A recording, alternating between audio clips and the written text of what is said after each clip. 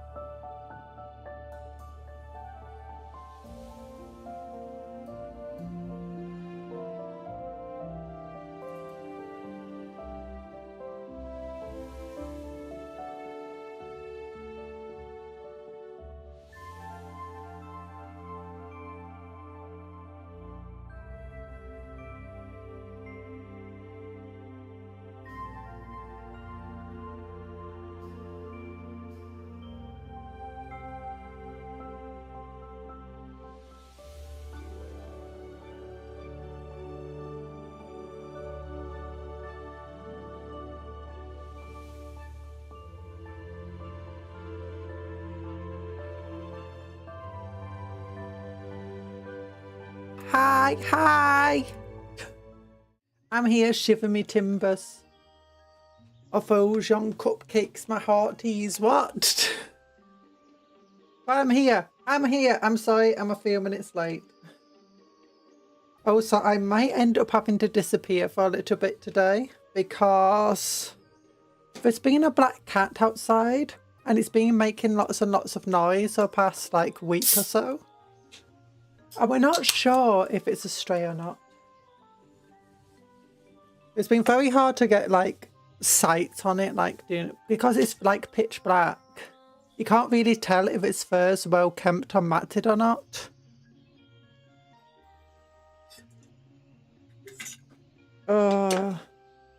So if I do hear it and I do see it, gotta try and feed it, see if it needs a home. Started leaving some food out for it. But I'm here. Hello, how is everyone doing? Have you seen the new stuff for the Warhammery stuff? Oh yeah, by the way, if you're not on the Discord, And you weren't on. I figured out what we thought might be Perturabo. Yeah, it's something that's already been revealed.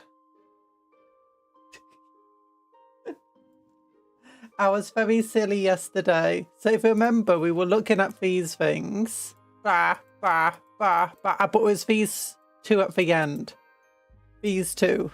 This one and this one. Like, what the heck is that? What the heck is that? Do you want to see something fun? Disappointed. It's here. It's that foot and that claw. I was very silly yesterday. It's just for mutilators. It looks like Terminator armor because it is just big Terminator armor. Hi, Paladin Stem. Hi, Blair Boris. Hi, Anthony. Or hi, Native Anthony even. Oh, Blair Boris. Yeah. I figured that out afterwards. I didn't really piece it together because, you know, it's this. But the hazard stripes and the different colour scheme just got me. Yeah, there's no Perty, so there's definitely no Perty, it looks like. At least none of these hints are Perty. We've seen all of these models and what they're meant to be. But there's something else. There is something else. Ooh, wait, that's what I wanted to do. I wanted to go like over... Here we go. Oh, community team puts mouse stuff. Oh, custom characters. Oh, custom flayed one lord. Custom Tau character of a rail rifle. Now that's cool. I do wish rail rifles hurt vehicles a bit more. Oh my gosh, character in a sentinel. I do like these ones. These ones are not as heavily modified as other characters have shown. Like the characters yesterday that they showed, honestly, they were like, oh my goodness, they're way too good. Like this that character's not the most amazing. That's just basically a Corsair champion. That one's just a normal dude. But like this one, this one. This one, they're so well done conversions. It's really impressive. Hi, yes, Dado, how you doing? But yeah, these ones, you can tell more easily what they're made from. They're not simple conversions per se, but they're a lot more simple than those other ones. Oh, which is nice. But also, we got Yo-Yo's data sheets now, which is pretty good. Playing Deadlock, they released playable unicorns. We've got playable unicorns! Yay! Oh, that's like a robot named Unicorn. But what do we have? We got Pinch Yo-Yo. He's pretty cool.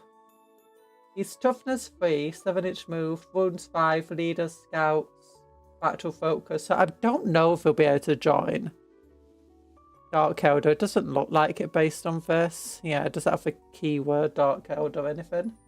But yeah, he's got decent stats. His Spear of Twilight's really good with damage 3.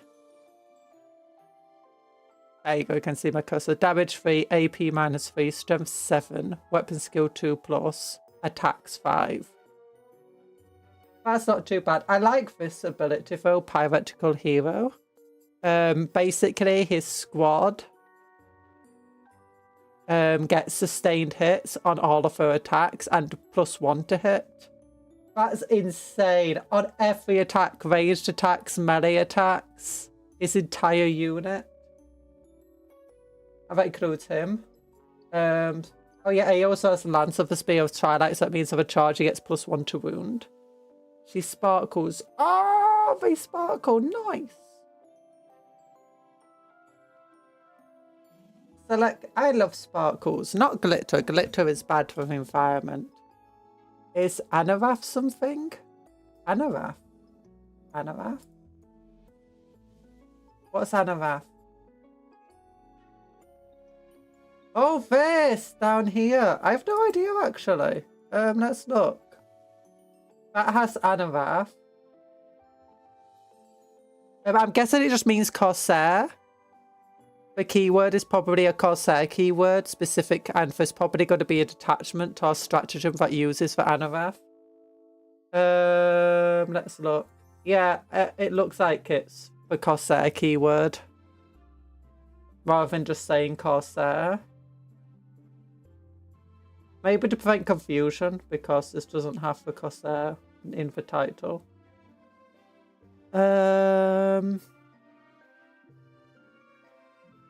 Yeah, I never noticed that. Good notice. Oh yeah, and he could also do that entire redeploy 3 of your units. He could join Corsairs, Void Reavers, or Void's Guard. He's got the Eye of Wrath is a pretty. If he's got 2 pistols, both with the assault keyword, and this pistol is really good. It gets 3 attacks at strength 6, AP -2, damage 2. So he looks like it'd be really dangerous in melee. You've got the Psyker, who is very anti-infantry specialist. His main attack is D6+2 blast. Anti-infantry 2+, AP -2, damage 1, 24-inch range. Whenever he shoots and he hits something with this spell, anyone else who shoots at it gets put to add 1 strength to their attack, the weapon characteristic, or for shooting at it.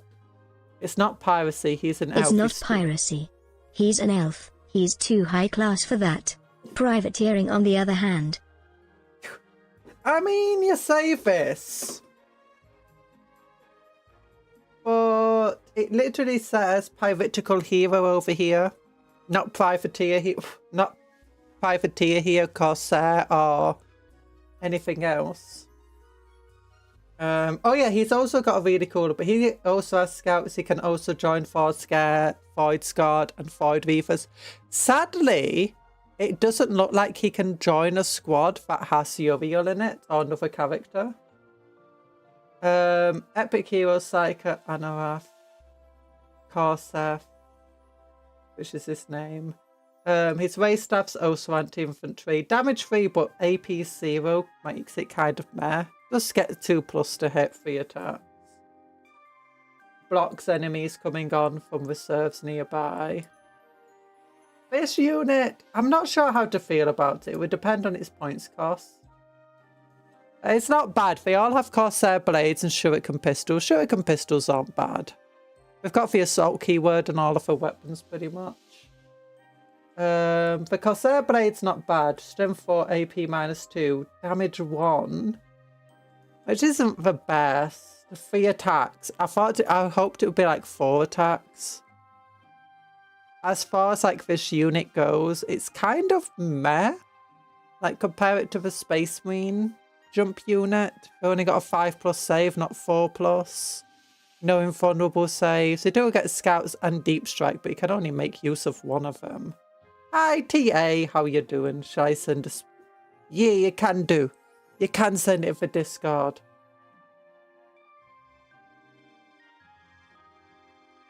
But yeah, I don't know what these things... We got this raid and run, so basically if they beat an enemy in the combat phase, they can just move D3+3 inches. Or they can choose to fall back if the unit's still alive that they're in combat with. So in your enemy's turn, this will be good so you can get a charge off. Does it look like anything will be able to join them? Because it doesn't have that rule saying if you can join, the flying, the Skyhawks, whatever they're called, swooping hawks, you can join this. So it looks like we can't have characters join them. We can have a blast pistol, neuro pistol on the leader. Blast pistol's pretty powerful. Only 6-inch range, but strength 8, AP -3, damage D3. Neuro pistol is anti-infantry 2+, strength 4, AP -2, damage 1 attack. Yeah, they do feel kind of weak. Like, I don't think that they're going to be able to kill many units in melee. I mean, maybe some guardsmen, a squad of 10. I mean, if you got a full squad of 10, we'll be getting what, 30 attacks? Hits on fees, that's 20. Wounds on freeze, that's 13. Save on a no save. 13 kills. Not too bad. Not with that attitude, they won't. I mean, it depends. Like, if it can hit them with some really good stratagems, that would be amazing. Although Prince Uriel doesn't really have any, like, stratagem or command point abilities, so... the one thing that is good about them is that they can have... Every 5 models can have 2 special weapons. Blaster, flame gun, fusion gun, or shredder. You can only have up to 2 in a squad of 10 of, like, each version. So, if it's a squad of 10, you could have 2 blasters and 2 fusion guns. And for, like, a blaster is strength 8, AP -4, damage D6 +1. Fusion gun is just melt to gun, 8 strength 8, AP -4, damage D6, melt to 2. Blaster's better if it's 18-inch range. Alternatively, you can go for shredders and flamers. All of the weapons have assault keyword, so they can just move really quickly around and still shoot. Not that the shooting is incredibly impressive. I mean, the shredder's not bad. Strength 6, AP 0, damage 1, D6 attacks, torrent. Flamer has ignore, cover, torrent, but only strength 4. So, I mean, it's okay. It looks like they'll be very good as an anti-infantry unit, but very weak infantry. They don't look like they'll do a lot of work to Space Marines. And again, on the charge, if they're all armed with Corsair blades, in which case none of them will have a special weapon, they would get 30 attacks, 20 again hit, wound on 4s, 10 wounds, save on 5+. 7. That's 3.5 Space Marines killed. In exchange, the average Space Marines, let's say there's 10 of them. That's 21 attacks, hits on freeze, 14, wounds on freeze, 9, save on 5s. That's 6. You'll be losing in a fight with them. That being said, Shredder, Shuriken, Piss. I don't know.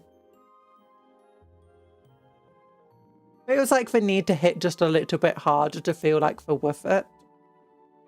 Compared to Swooping Hawks. And Swooping Hawks can have a character join them as well. Either that, if they're very cheap, then it doesn't matter. Like, where do we have this? Oops. Go back. Swooping Hawks. Swooping Hawks. Here we go. What do they do? Once per turn in your movement phase, and this unit is set up on the battlefield that ends a normal advance fallback move, it can use this ability. Select one enemy unit within 8 inches and roll 1d6 for each model. For each 4+ for enemy units, so there's 1 mortal wound. Ah. For maximum of 6. You can't use a Courage stratagem when you do that. So if they can inflict mortal wounds on moving near somebody. They have Hawk's Talon. Strength 6, damage 2, shooting weapon with lethal hits. And we got Last Blasters. Strength 4, last gun with 4 attacks. Assault, lethal hits. Oh yeah, the Swooping Hawks definitely seem a lot stronger. Like, they're pumping out a hell of a lot more shots. And they got lethal hits, so they don't need to roll to wound all the time. And they can inflict mortal wounds if you go too close to them. And they've got a 5+ invulnerable save, and they've got a 4+ armor save, and the Exarch has 2 wounds. And they've got a movement to 14 inches, not 12. That's actually one of the things that surprised me. But these guys only have a 12-inch move and Swooping Hawks have a 4-inch move. I'm hoping that that's a mistake and it gets updated. But yeah, like these Swooping Hawks put out so much more damage. I mean, again, they might just be a lot cheaper than the Swooping Hawks, but it's hard to know. I mean, because their Void Guard aren't exactly cheap.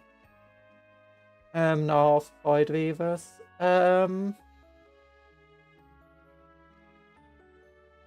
But then it's like, let's compare them. Guardian Defenders over here. Not Defenders, Storm Guardians, sorry.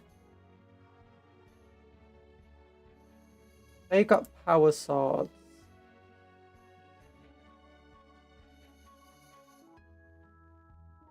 And they can also have Flamers, Fusion Weapons and stuff.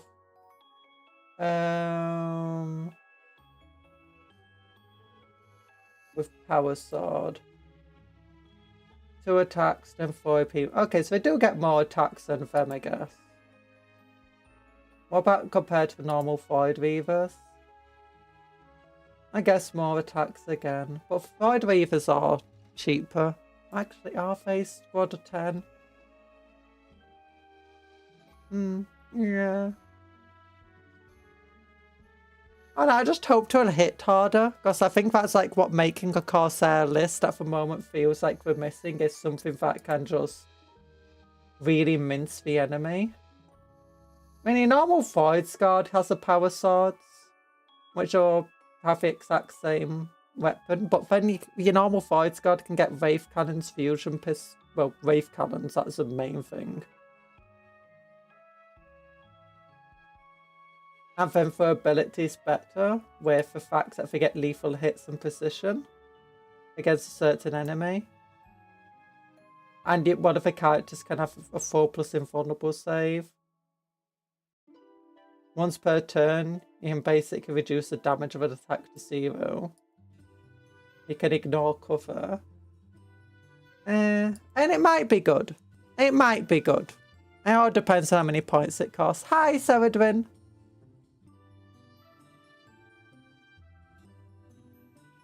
Well, then we've got the Starfangs, which have a movement of 14 inches, which, again, is a bit slower than I expected from the Eldar. And these are armies, but everyone does get scouts, which I guess we do have to take into account. You can have a unit of up to 2 of them. Oh, wait, do these guys? Oh, yeah, up to 10 Puff of them. word of the day. Normal. He's cool.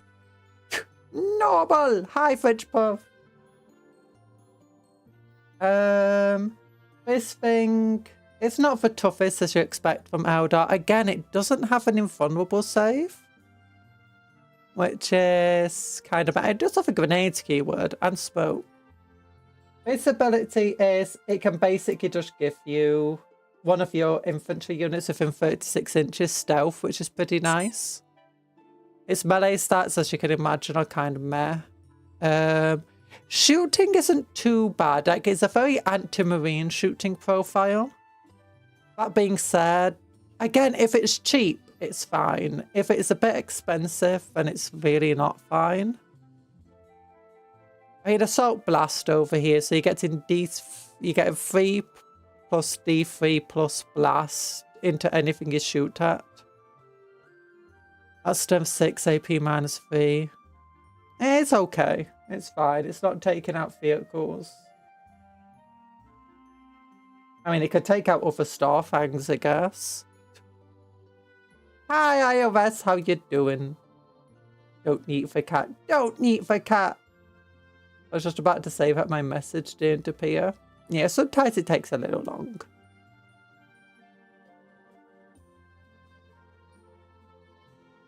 It actually succeeded once, but you're feeling magic.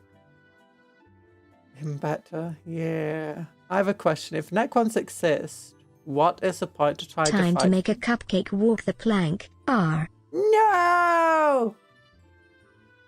Look, we don't have walking for plank in space. You have walking for airlock.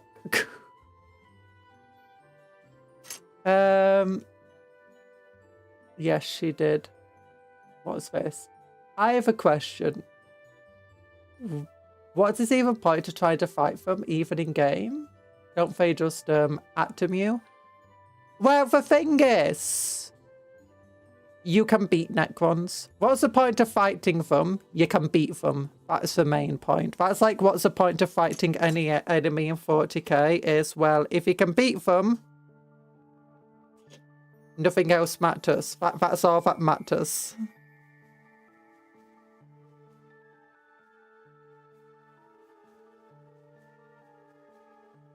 It can be very hard to beat them, but you can beat them. And now take your taxes. I am iOS of the past. Yeah, Dinosaur so does iOS. Their account got, you know, a bit bonked for, you know, calling themselves iOS. In fact, a lot of people. Oh, just give me a moment.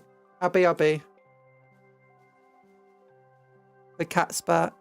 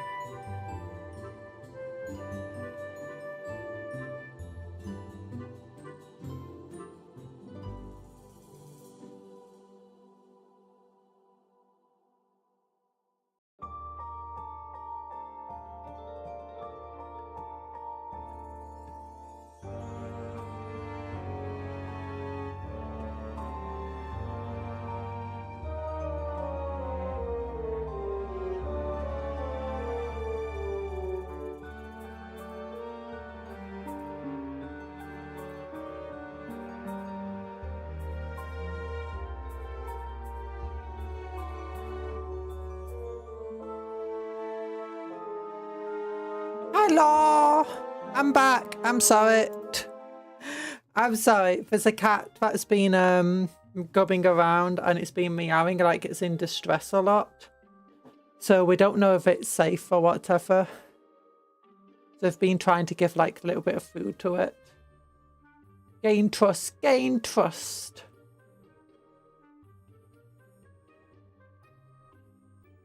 Honestly, French Puff, you've not noticed dinosaur soldier very much. Similarly, do you know who else is here? Blair Boris's native engine. You have returned, Gobby Kitty. Gobby Kitty, yeah.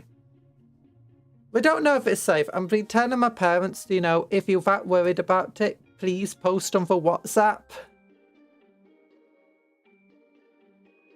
But I'm not sure if the cat's the same one we were trying to get to last night. Oh yeah, we have a neighbours WhatsApp group. So all of our neighbours, you know, can post on it. And my parents on the WhatsApp. I don't have WhatsApp. Yeah. But oh yeah, all of this stuff. I am honestly, Prince Uriel is good. This character is good. This has some utility. But until points cost, it's hard to know. Like, none of these I have the same reaction to as I've had with the...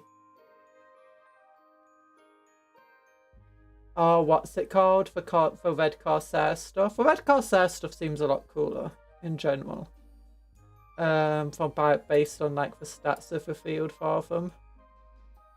Where did they show the stats? Here we go. Yeah, her and Blackheart is over here with toughness 5, 5 wounds, 3 plus 4 plus feel no pain. His Tyrant's Claw. Oh yeah, his Tyrant's Claw is a pistol.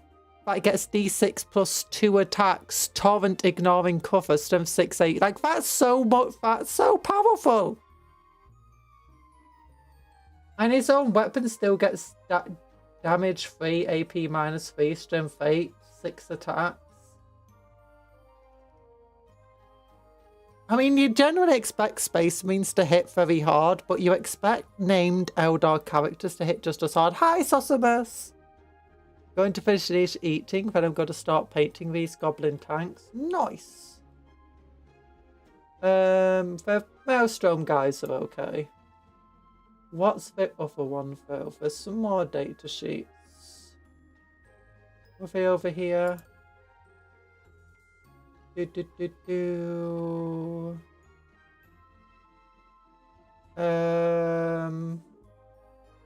they're over here. And then his Vader unit is here. Because their Vaders are pretty good.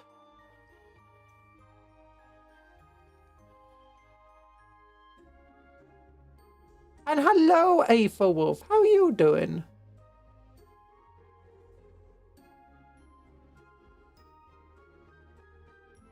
Native Edge is the one who usually appears with the say command saying time to eat a cupcake. And it's like, no! Yeah, let's compare Prince Uriel's data sheet to Horan's. So, Uriel, toughness 3, 5 wounds 3, 3 scouts. He gets deep strike, feel no pain. Tyrant's Claw, stem 6, AP minus 1, damage 1, D6 plus 2. Wait, what range? He's got 12-inch range on his pistol. Prince Uriel has 6-inch range. Stem 6, AP minus 2, damage 2, 3 attacks. That's the roll to hit. But it does have a salt keyword. I guess that's fine. Then 5 attacks at stem 7, AP minus 3, damage 3. 6 attacks at stem 3. Yeah, Herman seems stronger than Uriel. You'll expect Uriel to be able to put up a fight against Herman. Like, a much better fight than this. Like, Uriel's a guy who's like, hasn't he, like, dueled for Swarm Lord and stuff like that? Hasn't he, like, done all sorts of insane feats? I mean, Herman's pretty cool, but I mean... I do like how Eldar lore, and even to some extent like elf lore, just kind of goes out the window as soon as, like, anything happens.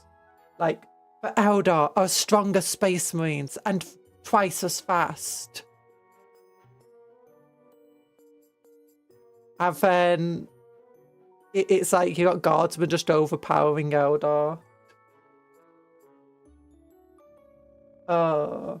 Like, at least think he gets wood. I mean, he does have lance, so he does get for +1 to wound. So on a charge, he'll be wounding him on the same roll that he's getting wounded.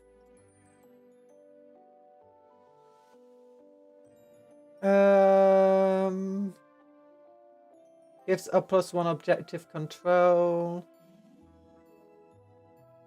He did indeed stab a stick through a swarm lord. The stick is also cursed, so maybe that's why he's so weak. He did die to the stick, apparently, according to this page. Where is it? Yeah, this mythical Eldar weapon dices up pretty much anything smaller than a battle tank. However, it's probably going to be the death of him one day. I actually succeeded once, but your Thane worked her magic and made him better. He died, but he got better. But still, it's... I mean, he does get sustained hits, mind you. His special rule is a lot stronger than Herven's rule over here, ignoring the Feel No Pain and Deep Strike. And the fact that Dark Pacts is just such a strong rule compared to Battle Focus. Army rule. I mean, Battle Focus isn't bad. It definitely feels very Eldar piled with its mobility focus, but yeah, so I guess he will be getting +1 to hit, +1 to wound of a charge, sustained hits,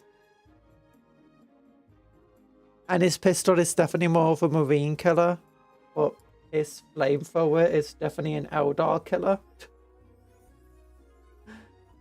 But yeah, I'm just a bit disappointed mostly by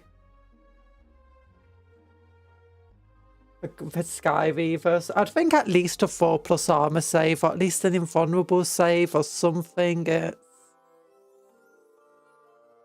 Or maybe the lance keyword and the charge. Or better, like, this raid and run kind of sucks.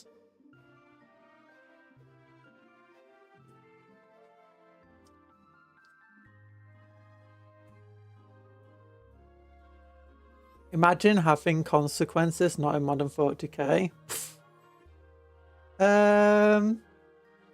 I think they brought him back simply because people really loved him. I think they brought him back for 3 reasons. One is people like Uriel and they wanted to play him still. 2, Corsairs are really, really cool and quite a popular kit. That's probably one of the reasons why they made a bunch more Corsair stuff. And 3, they couldn't think of another leader to give the Corsairs without having to create another entire story for them. And considering that one of the issues that they're facing now is that if you ever notice when they bring out a new character, that's not an old character, audience response to them can be very Even when you bring out a new book and stuff for them, it's very hard to get people to like the new characters unless they appear in a video game, apparently. So yeah, I think that's one of the big things there. I don't know, Fate. And the video game thing can only work if, you know, people actually play the video game. Can't guarantee it's going to be good. So,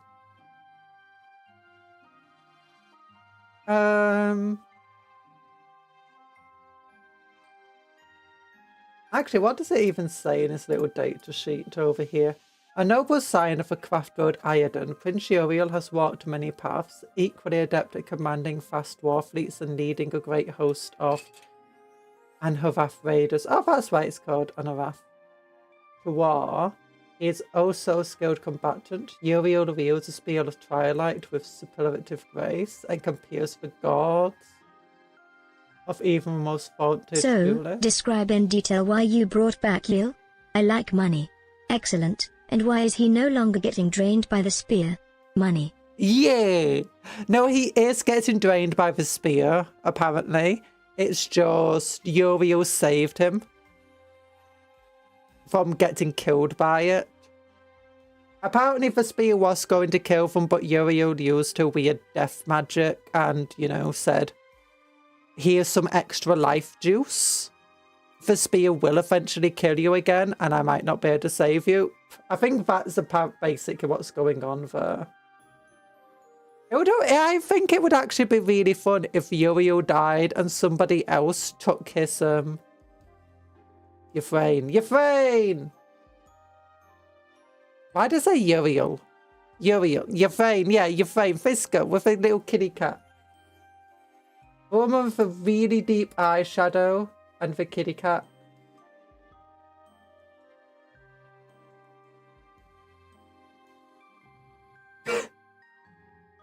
I like how her hips aren't that wide. Evelyn is pregnant with Girlyman's baby. No! Lies! Lies! Yeah, apparently, according to this, he's still being drained. But like most things where eventually it will kill you in 40k, not allowed to. I mean, I can actually kind of see why. For years and years and years, 40k was a relatively static setting. Even as the law changed, it was never law of... rarely as the law changed, it was always either the law in the past changed, so long before where it started, or something new has appeared, but it actually appeared a few years ago. Like long before the start of the setting, but it's the first time we're seeing it. I think it's actually basically with the 4th edition or 5th edition is where they started, you know, advancing years in the setting properly. But that's also where they ended up like really concreting down on the setting. Well, 3rd edition is where they started to make the setting more concrete. 4th edition is where they started basically deciding to have a proper timeline that can advance. 5th edition is where they cemented that even more and like really cemented the timeline. 6th edition is where they started bringing more along the timeline and started pushing around the dates a bit. Then you had 7th edition. 8th edition was Primaris release, I think. And that's where the timeline got its last big upheaval. I got bored of 40k fast. I prefer fantasy. I love fantasy. I'm not a big fan of Age of Sigmar.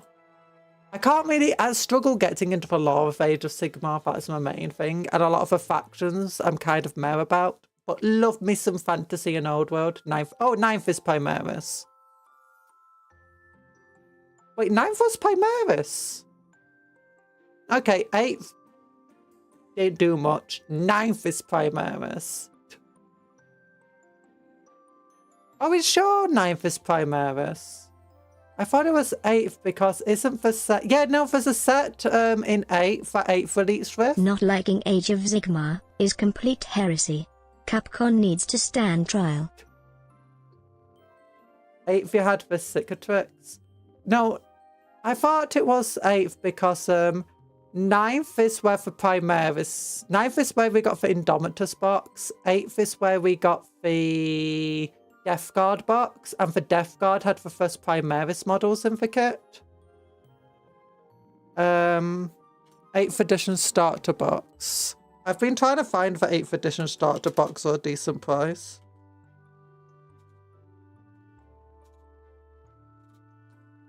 Or is it just like like it was 9th where they decided to add lore?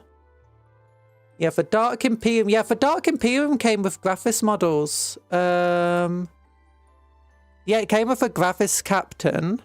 The Jump Intercessors. Not Intercessors, the Jump Graphis. The Hellblasters. Intercessors. Yeah, 8th came with a Primaris. 8th you had the Cicatrix.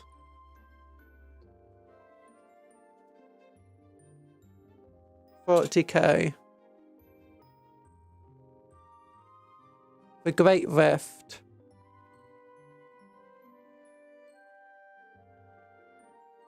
Yeah.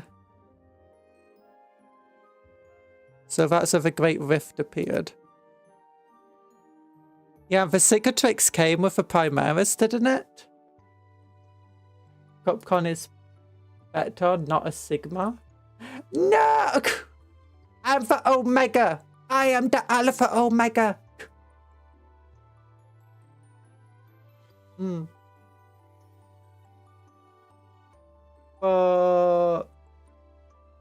Yeah. Well, either way, it doesn't matter too much. Polaris. Uriel is apparently not dead. I do like the Uriel model. I'll probably try converting him to make him not Uriel, but, you know, still use his stats. That's actually what I've been doing today a bit, and last night.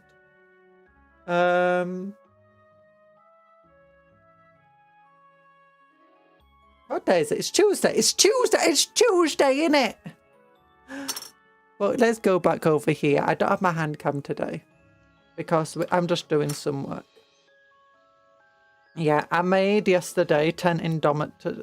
I've been building up some more of the Indomitus box. I've built the Assault Intercessor, but I ran out of super glue. I was also screwing some more capes to some of the older Terminators. The first Terminators were built where we weren't sure whether we'd have enough capes or not. But yeah, I've been building the Indomitus box, the Intercessor some there, with, you know, like, mostly just replacing the chainsword with Black Templar chainswords, and the shoulder pad with a Black Templar shoulder pad. I did use one of the unhelmeted heads on the, you know, the new head sprue, and it looks really cool.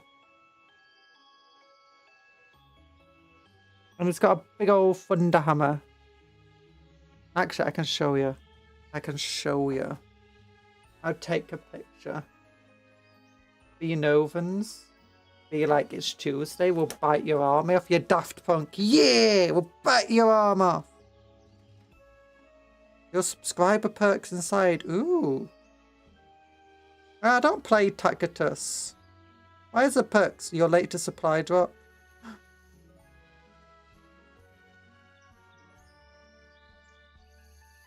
Oh, I can get digital downloads.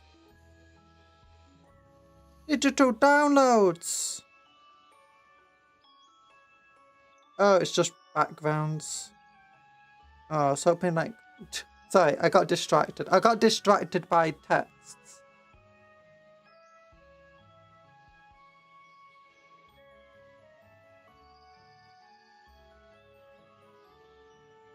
Yeah. Oh, I'm going to post it on Discord and then I can show you. This is a really roundabout. I've not got my hand cam set up so I can't exactly show you guys easily stuff. Ba,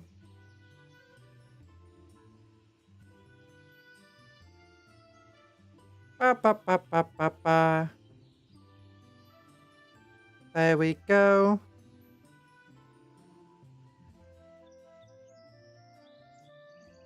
You know, this is meant to be a work along, and instead I've just turned it into a weird way of doing a hand cam.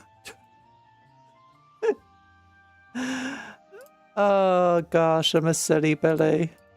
I apologize.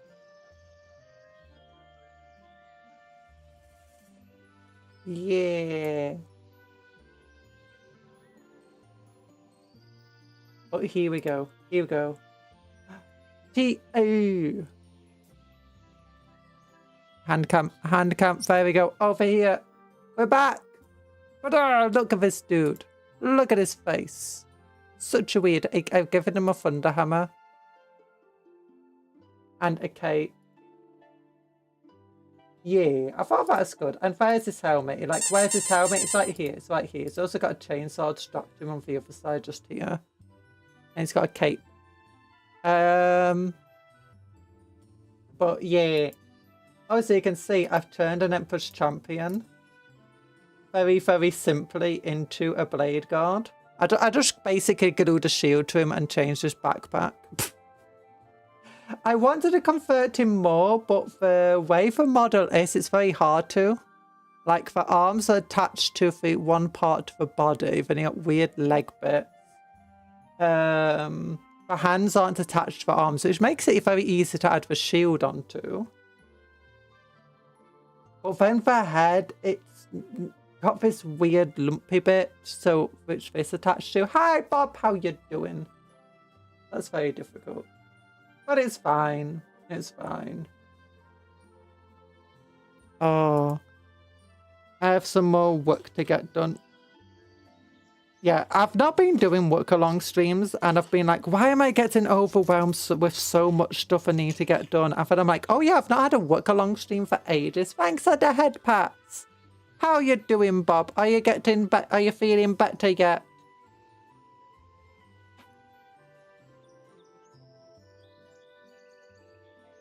Oh.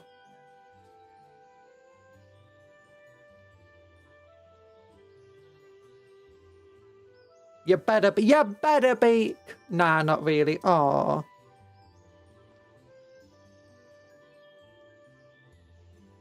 Daft Punk. Buy it, use it, break it, fix it, crash it, change it, melt, upgrade it, technologic. Technologic. Technologic. What? What? I'm so confused. What's this about I don't know Daft Punk very well. Make it, break it, make it stronger. Do do do do do do do do.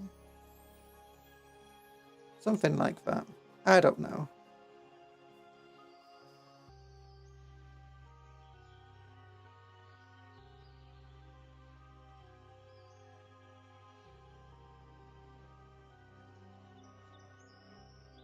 Oh gosh, I can hear that cat again. Sounds quite far away. Hinger. Hinger! Yeah, I hope you at least get to relax a lot, Bob.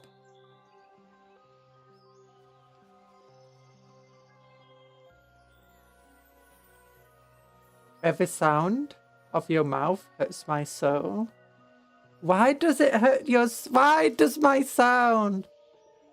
Buy it, use it, break it, fix it, crash it, change it, melt it, upgrade it. Technologic. Technologic. Technologic.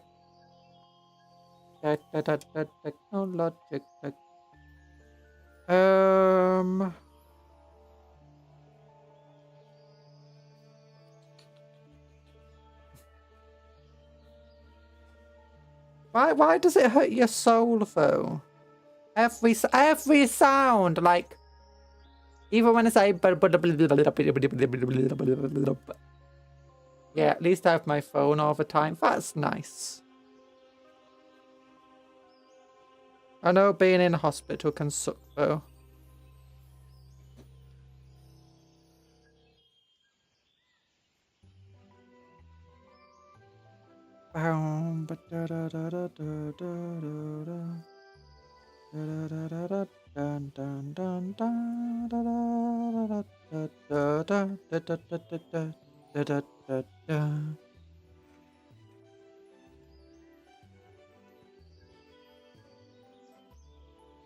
Work. I love work. I love watching people work all day. Yeah.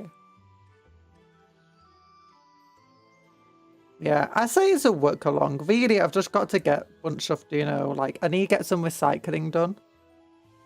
Cut up some sprue, recycle it all, sort out bits. It's just lots of stuff that takes a very long time to get done. Ooh, the Blade Guard have some really interesting options, by the way.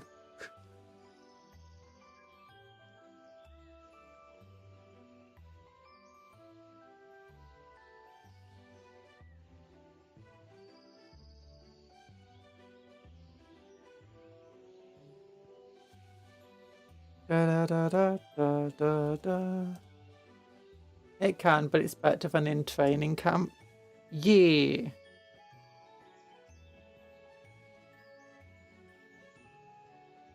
Wait, so does that mean if you're just like ill enough, will you eventually just like be able to go like stay in a hospital for a few months and then just be able to go home?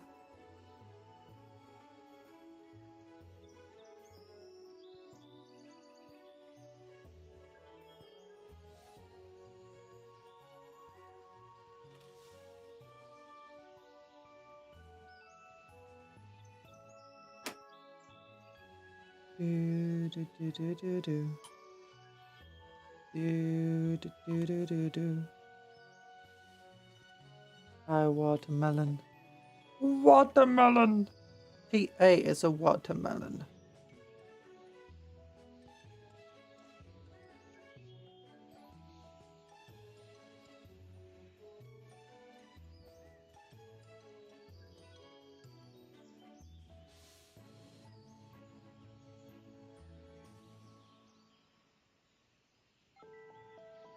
Huh.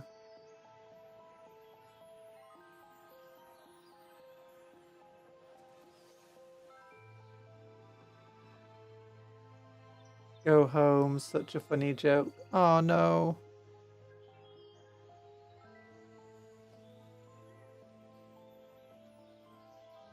That's sad.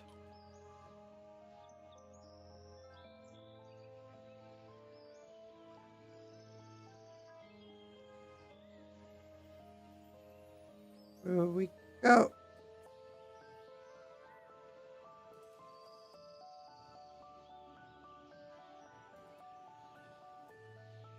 Um.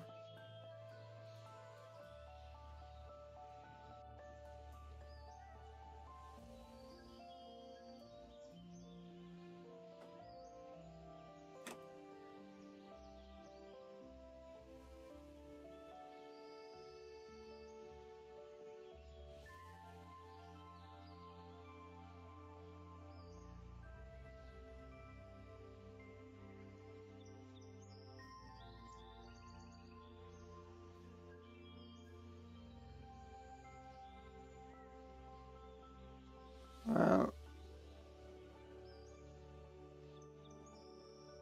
there we go. I'm pretty sure that Dark Imperium set was as much a starter set as an ending set.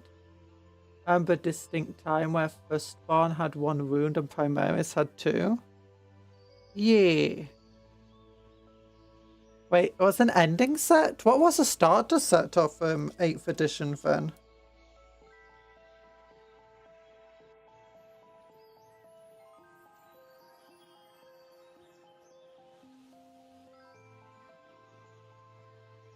It is possibly, but you need to be really sick for 3+ months. And even then, it's not guaranteed. Oh no.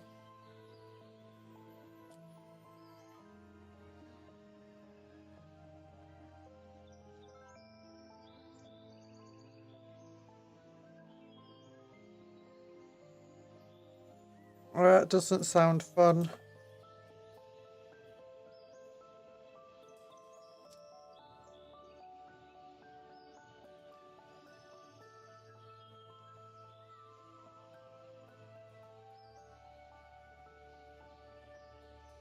There you go.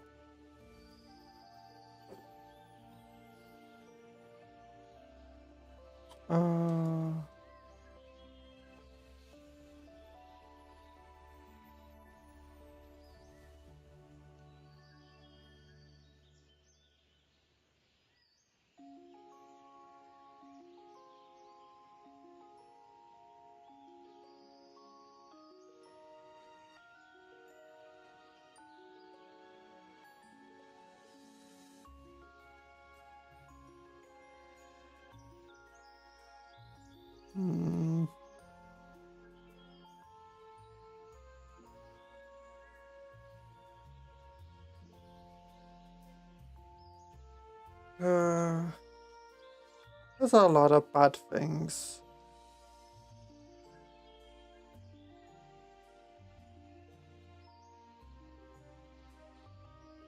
We got 2 wounds and then Chaos Space Marine was sad at 1. And now Chaos Space Marines have 2 and Chaos Space Marines are bigger.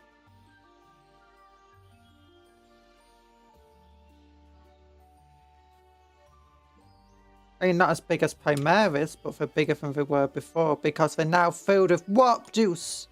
No, no, no, no, no, no, no, no, warp juice. Warp juice. Warp juice.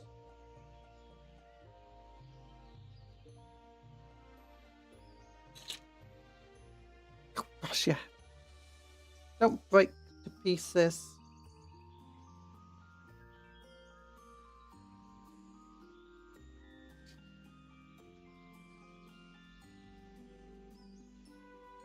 Oh, that's what I forgot to do.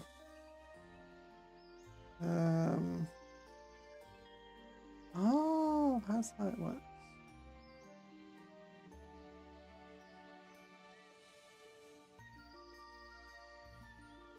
I started playing with people tail end of 8th and they were complaining about premise being 2 wounds and firstborn not being so. And the whole wound fiasco didn't get fixed until the end of 9th. Yeah, I knew kind of about that. But I didn't know people were complaining about that.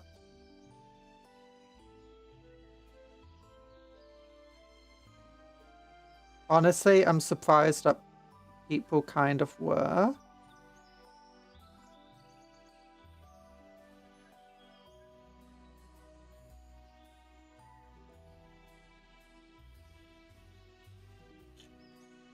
But I guess it makes sense. But it was a fiasco. Fiasco. Costco. A fiasco at Costco. It's easy to get into the army for me. It was not even my choice. But to get out, you need to be seriously injured or to have a disability that is listed, as you can't continue service. Oof. Or be told, or to be owed. I have 3 children under 18. Yeah.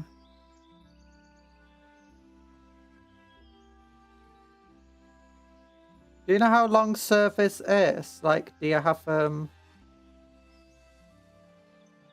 service time? Or is it until the war is over, effectively?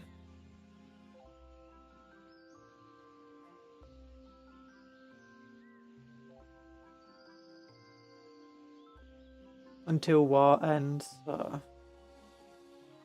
Which would be nice if that was soon.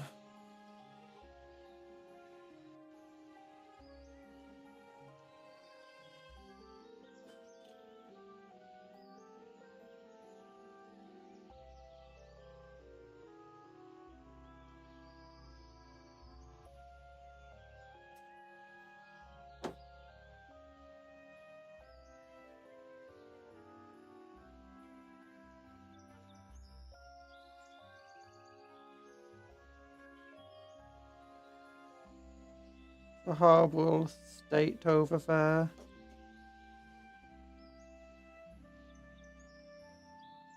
Was never cool in real life.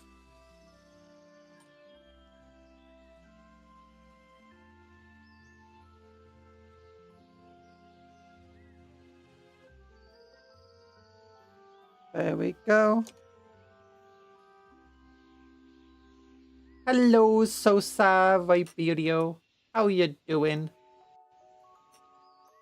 Telling me we had this health problem for basic 2 editions. I was gonna say I'll be surprised, but that feels very G-dubs. I mean, honestly, it would. I don't necessarily would think it was a health problem. Like, having 2 different types of space beams, one with 2 wounds, one with 1 wound, kind of makes sense. Especially if, like, each of them have their own abilities and stuff. Thanks, Ada Foods! But if, oh no.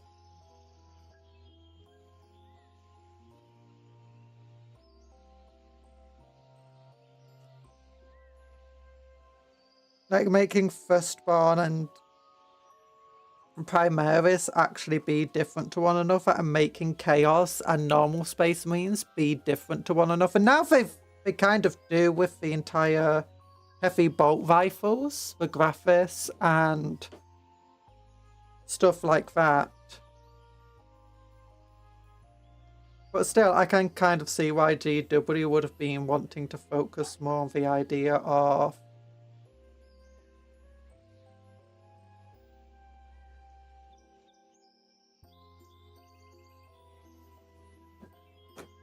shooty shoots. On the big difference maker is the number of runes.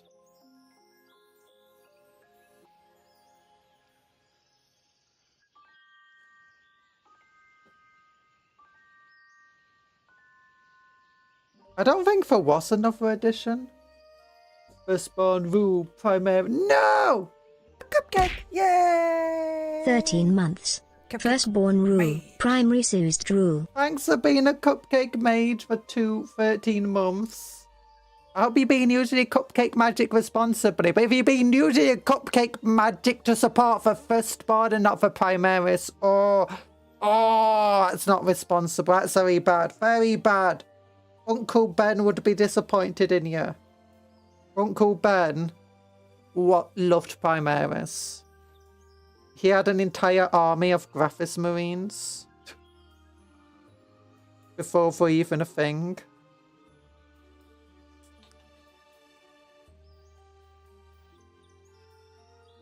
Almost. Cupcake! Yay! I almost legal. Cupcake. 17 months! Oh my goodness. That's a very old cupcake. And you better be using your cupcake magic responsibly.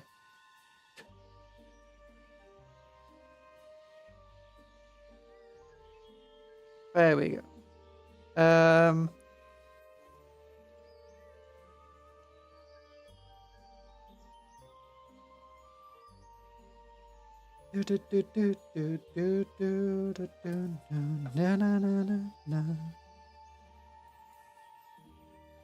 There we go.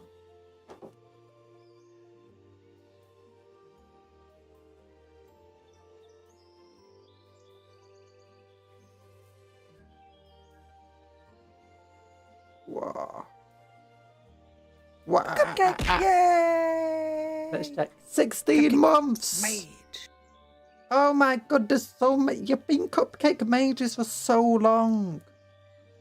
For so long. I should have had my V2 debut by now. Oh my goodness, that's not good. That's really not good. Oh, wait a minute. I need to check something all of a sudden. New recruit.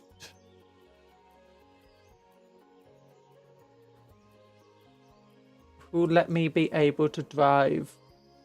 Oh yeah, you could. Can you drive at 16? With a professional license? Siege Force. Wah.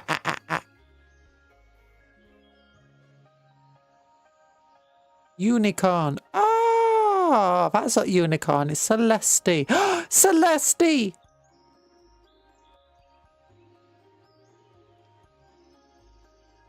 Celestia. For Alicon. 6 Blade Redeemers. 1 has a plus from pistol. I'm gonna have to check this now. Give me a moment. I'll be soon. Oh, actually, I also need us to speak to my mother quickly. So exercising screen. BRB. This one. This one.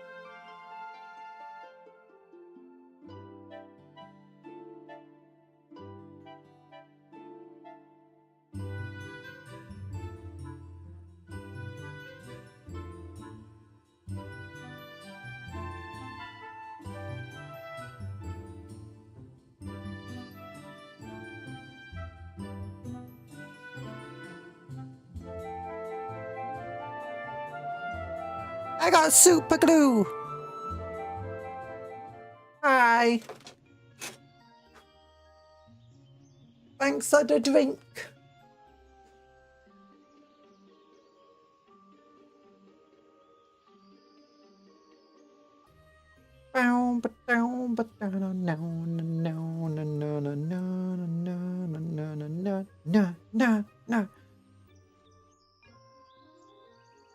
Okay. Yeah, I got super glues. That's good. Very good stuff there.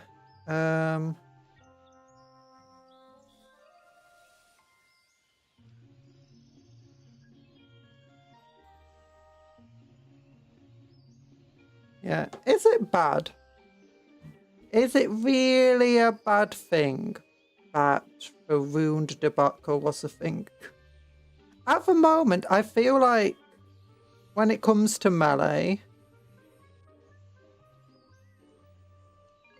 I feel like at the moment Eldar actually like have the worst of it in terms of, you know, Space Marines now having 2 wounds each.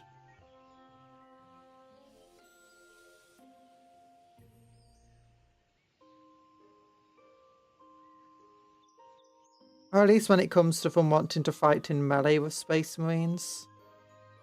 With the exceptions of the Howling Banshees, it's very difficult to take on Space Marines. Do you know a force that is equally it's pretty elite? great. I just bought a pony made of diamonds. You know, 'cause I'm rich. Okay, bye. My day is pretty great. I just bought a pony made of diamonds, you know, got some rich. Wait, you bought a pony made out of diamonds? What? Like, what game?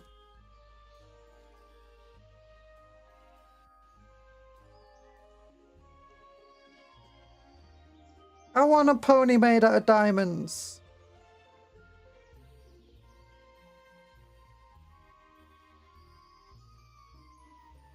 You're not allowed to be the only one with diamond ponies.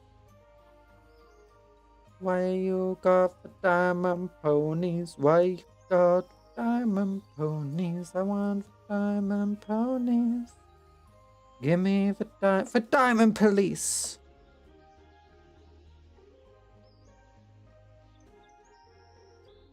Yeah, I got super glues. I got super glues now.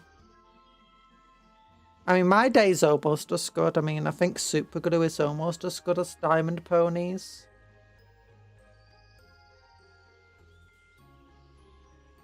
Wouldn't you agree? If the answer is no, then I don't know what to say to you. That's a quote from Borderlands 2. You can visit said pony in D&D themed DLC. And then in Tiny Tina's Wonderland. Oh, is that Tiny Tina's Wonderland is connected to Borderlands? I never knew that. I knew of the game. I've got it on like my wish list of like, this looks like a cool game. Every so often it goes on sale, but it's still at a high enough price where I'm like, yeah, I don't want this.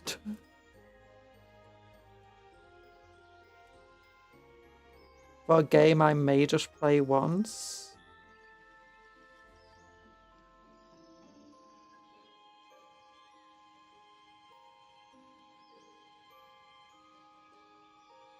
I've never played Borderlands. I have a friend who really loves Borderlands to some extent.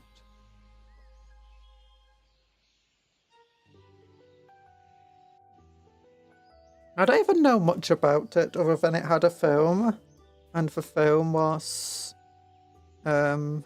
universally beloved, should we say? Yeah, that's a good enough. Universally beloved. That's close enough to the truth, isn't it? Yeah, Tiny Tina's a character in Borderlands 2 and onwards. She's a lovable little demolition gremlin. Must pat and protect. Oh.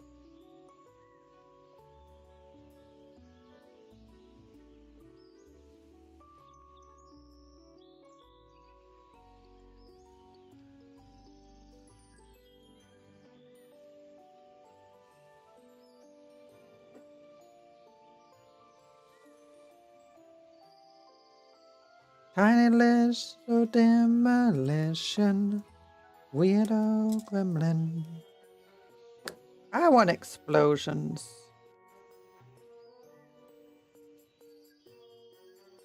What is it about tiny little gremlin people that just want to kill and destroy things that people absolutely adore? I guess there's quite a few characters like that I kind of just universally beloved. It's like, oh, look at this tiny character that looks like a child and just wants to kill everything.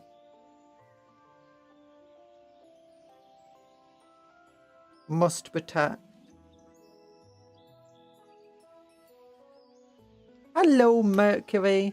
How you doing? Came back from listening to Turn On, Tune In, Cop Out. Oh my goodness. Play that song again in Cosmic Girl. Oh. The last song I listened to was Hans Zimmer's Pompeii. Beautiful song.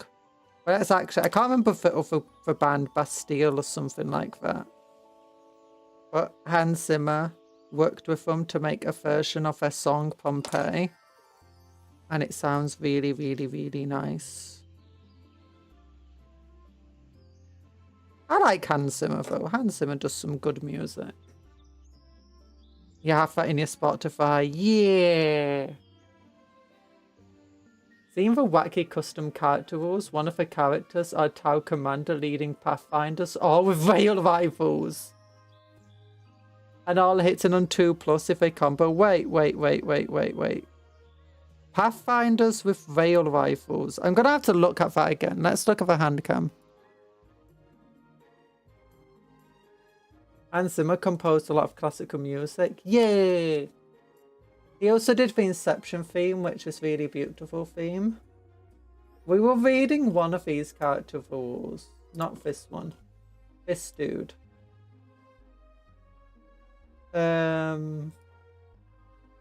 After both players have deployed their armies, you can redeploy this model unit and other friendly Tau Empire units for strategic reserves. While this mod is used leading a unit, add 1 to the attack characteristics of ranged weapons. Okay, so that means he's getting 2 rail rifle attacks at strength 10. Okay, that's pretty scary. Pathfinder team. Pathfinder. Wait, can the Pathfinders all have rail rifles? It doesn't look like he can.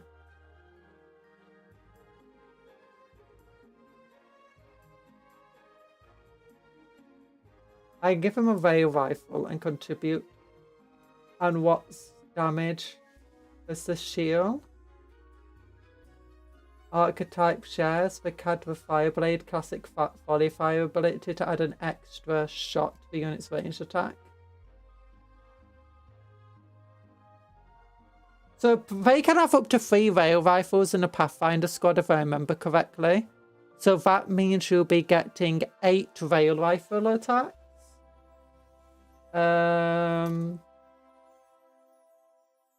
Devastating wounds heavy. You'd hit on 4s, so that will be hitting on 3s. And then with a great to good, Pathfinders can get for +1 for spotting anyway. So that brings them up to 2s. Yeah, so they can hit on 2s. They got devastating wounds. That's a lot of rail rifle shots. That's hilarious. What does the excoriator do? He can join flayed ones, that's cool. Flayed claws, 4 attacks, kind of meh. Sustained hits and twin linked though.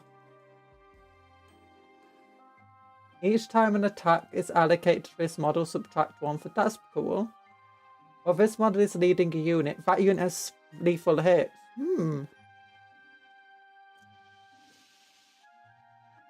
That's pretty cool. 6 wounds. Crucible leaders infiltrate the stealth. Okay. That's not bad. Okay, champion of the Deathwing over here. What are they doing? Deep Strike, Crucible Leader. Great weapon of Unforgiven, devastating wounds, sustained hits, a 6 attack, no 6 AP, -2 damage 2, that's okay.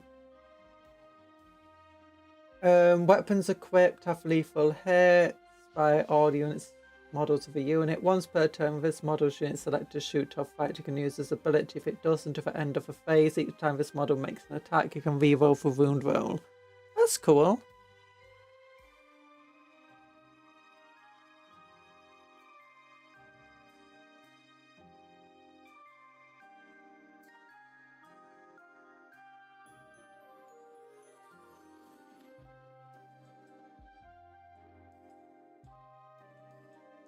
Yes, I just built a scout sentinel and left the roof out entirely, but I picked it as more of a frontline brawler kind of guy.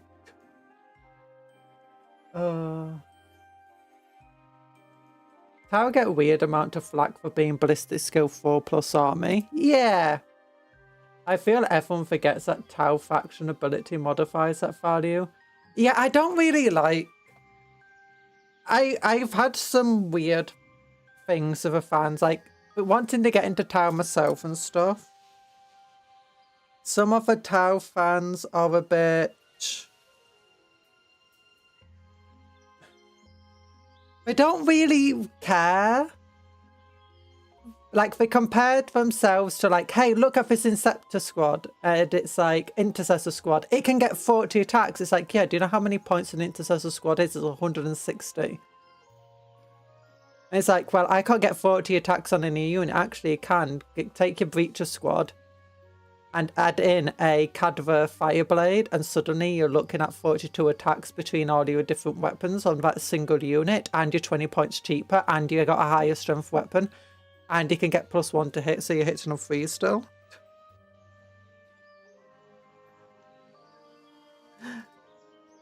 So it's like, hi Sparky. So yeah, I've already got like the Pathfinders. It's like, often it's like for the entire thing, it's like for the price of 3 Intercessor squads, you can get 6 strike teams and still have, what, 60 points left over? And you'll be getting way more attacks. You'll have just as many wounds, but they'll be split up all over the place. Or you can get 3 strike teams and 3 Pathfinder teams for the same price, and those Pathfinder teams can have iron rifles or rail rifles, 3 each, and as well as a grenade launcher. And it's like, you're looking at 2 very different armies. The Tau are, but people say the Tau are a shooty army. No, the Tau are basically modern warfare. They're mobility warfare.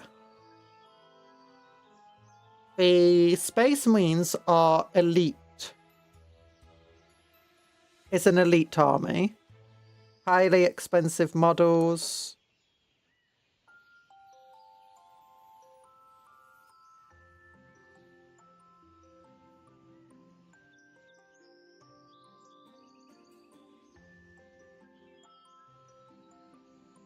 Oh, what's it called?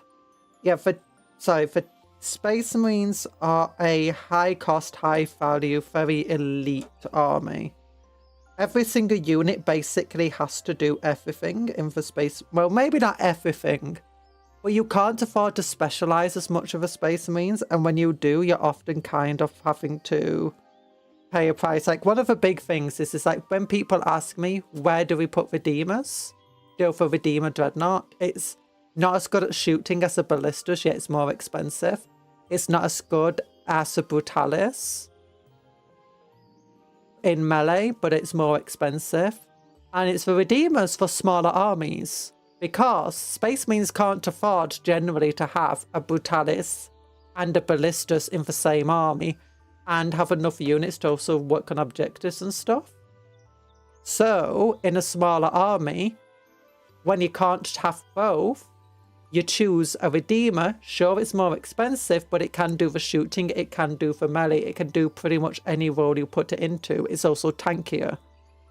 Tau, on the other hand, they can go and they can really specialise into stuff. And with all the devil fishes and stuff, that's the other thing, like Space Marines. If you want your cheap transport, Your cheap transport can only transport squads of 5. No. Save a target flat because people look at the data sheets and see 4+ to hit if it's not compared to guardsmen, while I'm here like, hang on. Their heavy stuff hits on 2s. Are you high? Yeah. I mean, it's the fact that they are like that. They do hit easier.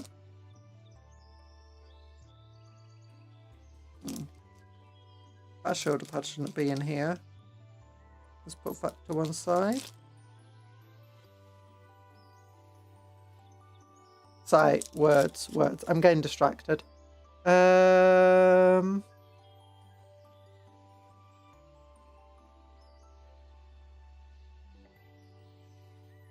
mean, yeah, they still hit on 4s. They do hit on 4s, but between the great to good, between the heavy rules, between the other rules that they've got going on, they generally hit easy. In terms of lore, in Towers have always hit on 4s, even before they did most of like the army rule that they've got today.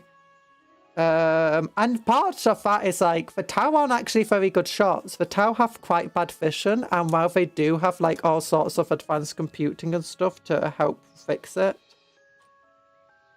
you're also having to compete with the fact that the Tau aren't very experienced. Exercise time. No, you're gonna rest now. Bye bye. Playing Tau is rarely a close match. It's always a stomp, either the Tau or the opponent. Maybe. I think one of the big things of a Tau is that a lot of players struggle playing them, and a lot of players struggle playing against them.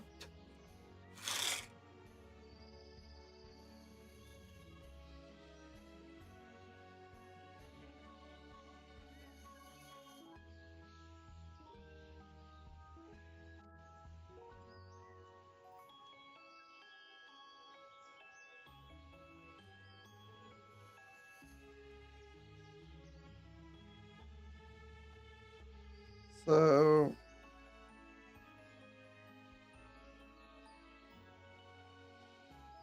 I want to say it's always a stomp, but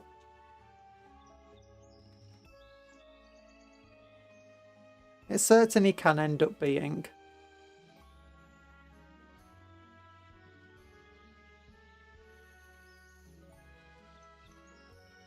We've got the super glue. What am I on about? I do stuff.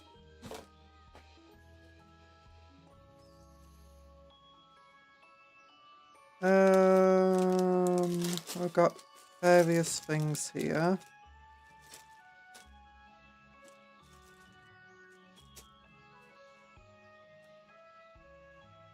I remember Marker-like tokens where they stacked abilities. One token was what's that? One token was +1 to hit, 2 removed for cover bonus, 3 removed concealment, 4 was +1 to wound. Oh, that's pretty cool. Yeah, they've definitely changed how the cover stuff works. How the marker lights work a few times. I remember them having marker lights when I first started playing, but I can't exactly remember what it did.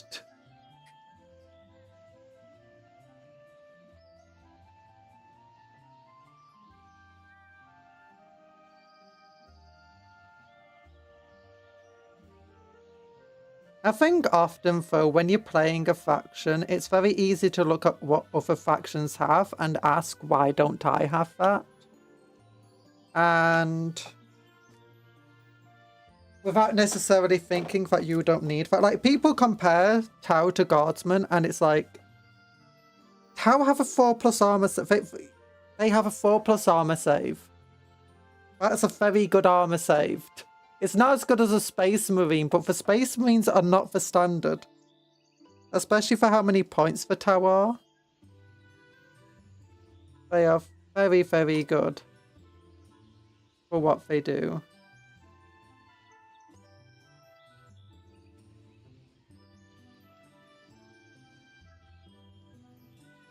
It's like, sure, you don't hit on thought. Sure, you don't hit him freeze as a I basic, see that the but you enemy got has a a special thing. rule I on think, that. how do I get rid of that?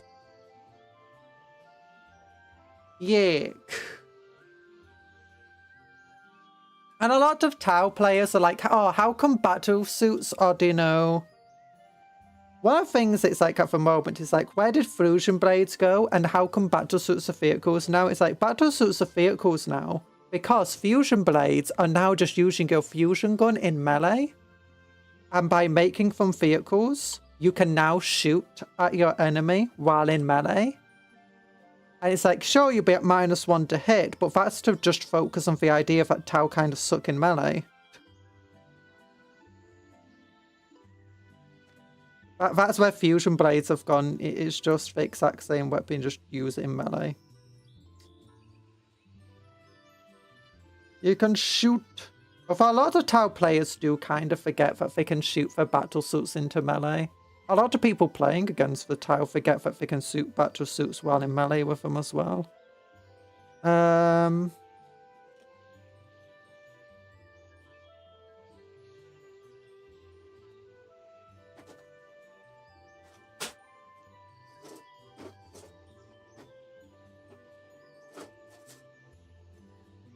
There we go.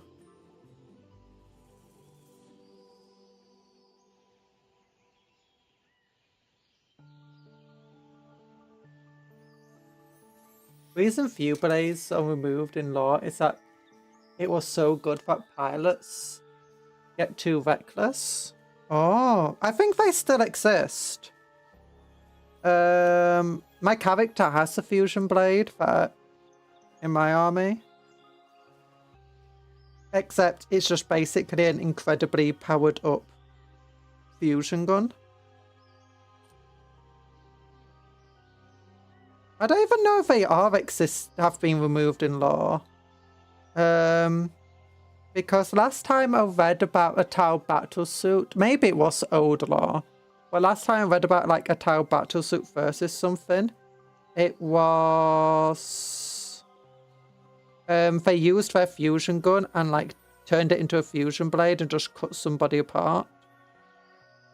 A space marine. I think it was a space marine, might have been an arc.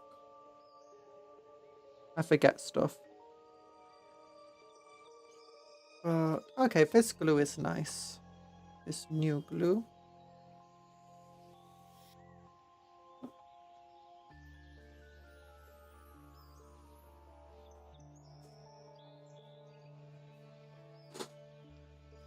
But yeah, Tau get all sorts of really cool stuff. Pathfinders are ridiculously powerful though. It's like, yeah, I'm just going to spot for this other unit and then I'm going to benefit from spotting. It's normal when first piloting a prawn suit to feel a sense of limitless power. Prawn operators receive weeks of training to counterattack this phenomena. You will have to make do with self-discipline.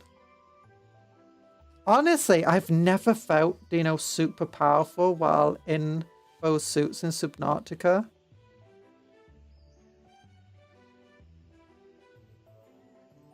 You kind of feel it to some extent, like you do have survivability now, so you can take more risks. But because it's slow and bulky, and because you don't really have a decent weapon to fight with, especially against the bigger things. I mean, it isn't, never mind, it's quite fun to still fight against the bigger creatures of it. You ever become spider? Obviously, everyone becomes spider prawn. Spider prawn, spider prawn, does whatever a spider does. Can he swing? Can he hit? Because I suck with this weapon.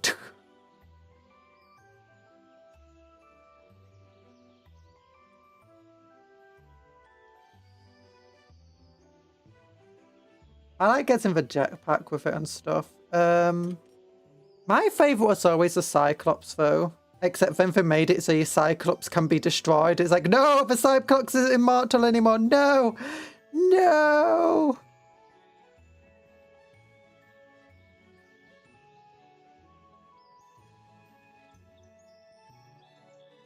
I remember when they brought that out, or I updated because it went to the stable branch.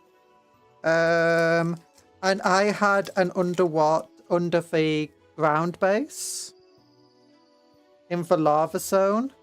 And I was defending it by putting, do you know those plants that, do you know, spit little things at you?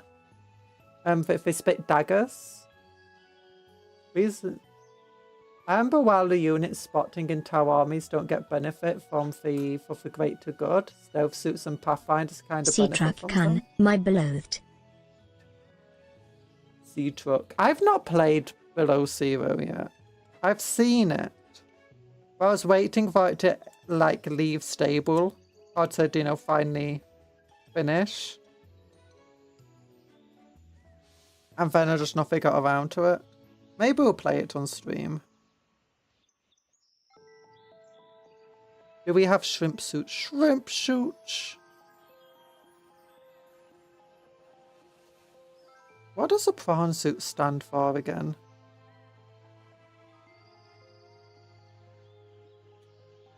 Personal armored weapon nuclear. Yeah. Becoming the spider prawness. You have to do that. It's a rite of passage.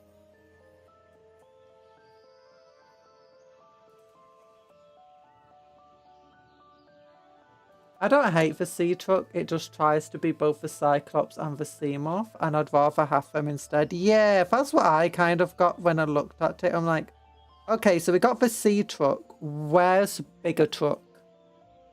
Where's big one? And then I found out later that there's no big truck. There's just small truck and other trucks.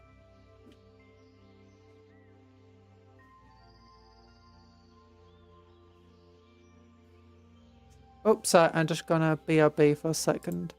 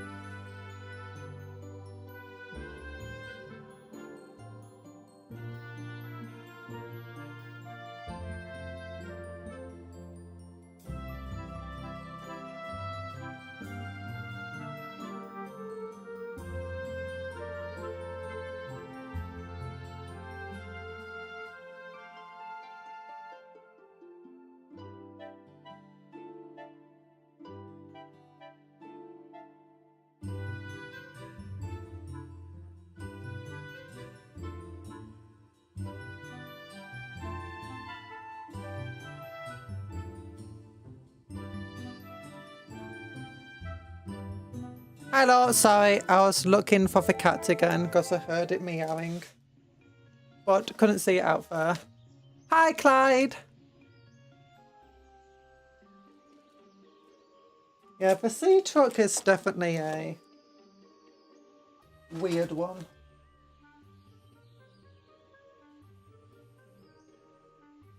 When you accidentally hit the detach trailer button, you now have 3 options. Leave it as an offering, jump out and attach it, or reverse. Oh no, that's something you can accidentally do. Oh my gosh, that would make me so anxious all the time while playing those games.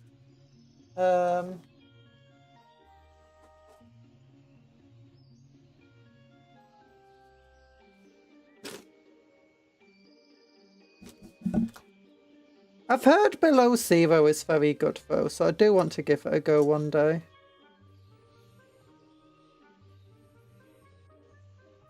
Okay.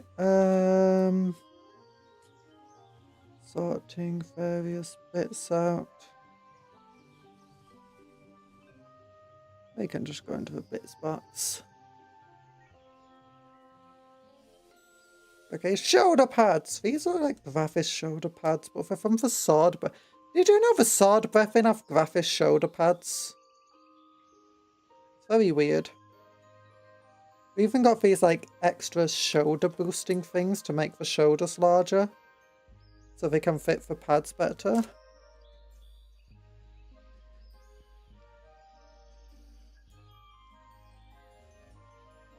I don't get it.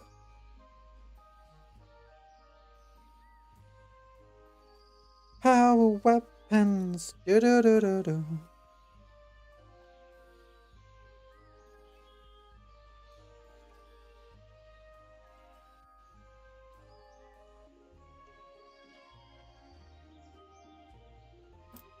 Oh wait, over here, yeah. Oh wait, it goes on the front, that's why. Crazy.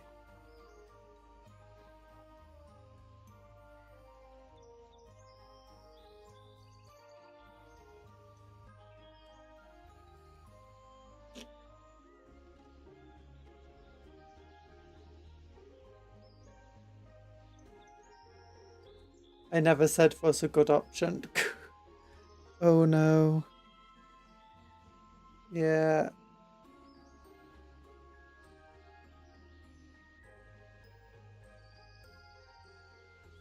I can. The other thing, the one thing about Subnautica that I didn't like is the movement, at least as when you're playing as the character. Felt very clunky. Very, very clunky.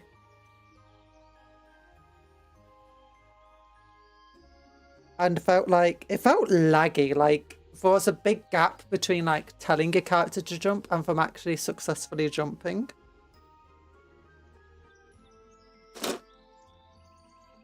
Which I never quite enjoyed. As you can imagine, it's not exactly fun telling a character to do something, then it just takes 6 working days to decide to do it.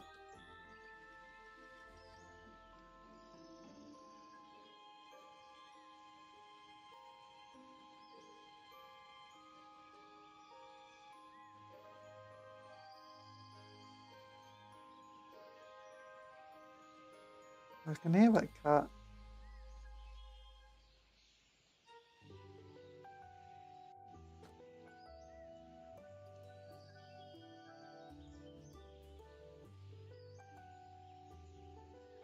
Do do do do do no no no no do do do do do.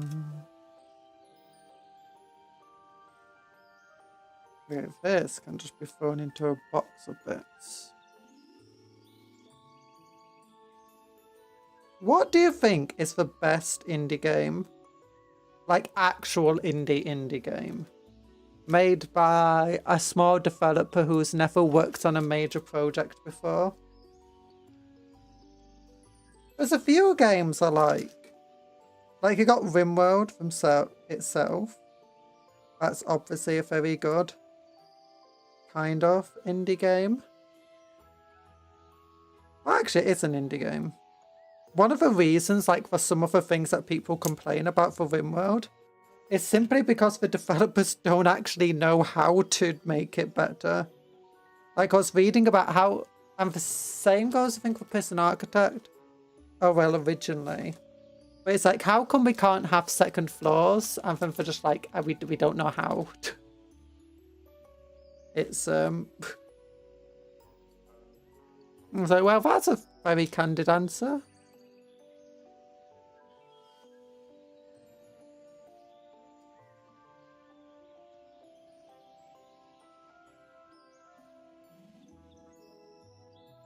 Not sure if that's still the case and it's just now become part of the, you know, the RimWorld experience.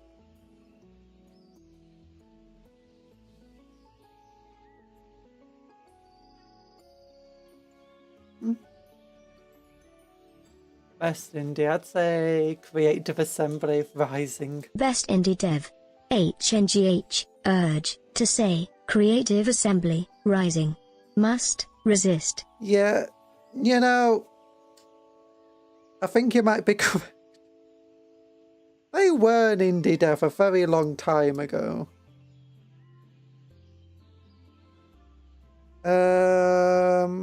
Paradox used to be indie, but now it's like one of the major companies.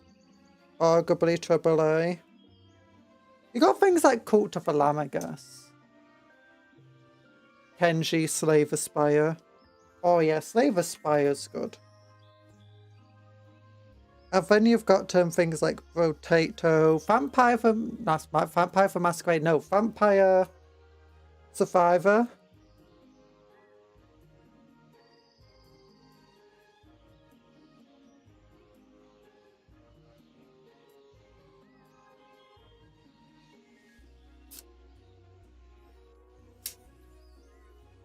Slave of Princess is a very good indie game. Ooh, yeah. Project Zomboid. I don't like it enough to say it's one of the best indie games. I like it as a concept mostly. But I feel there's a lot it could have done.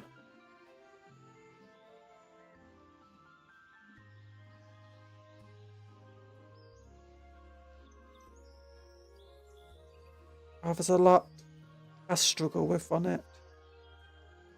Struggle to like about it is a good word. Does the first Hades count? Maybe, I don't know.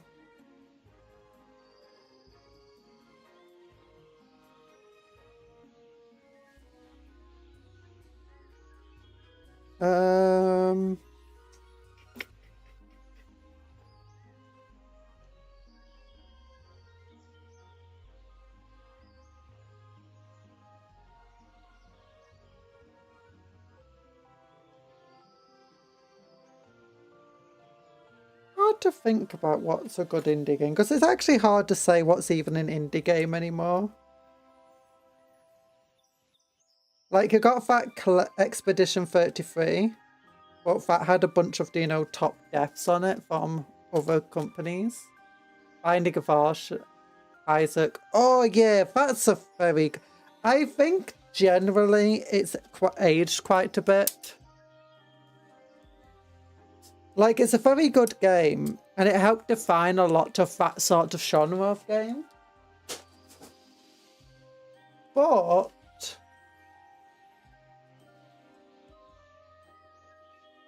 it does have quite a few issues.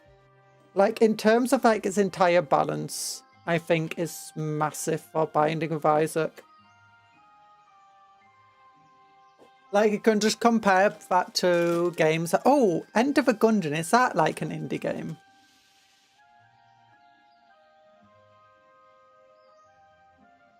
But yeah, just when you compare it to things like End of a Gungeon and other stuff, where there's just a lot better balance to it, you know?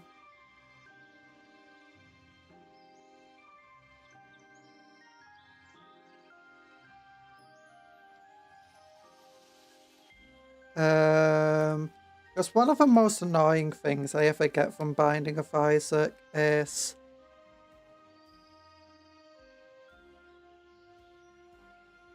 I can't remember. It just felt very random. You felt very at the whims of chance when you play that game. And especially if you don't play with a guide, so you don't know what every single ability will do. That one hurts.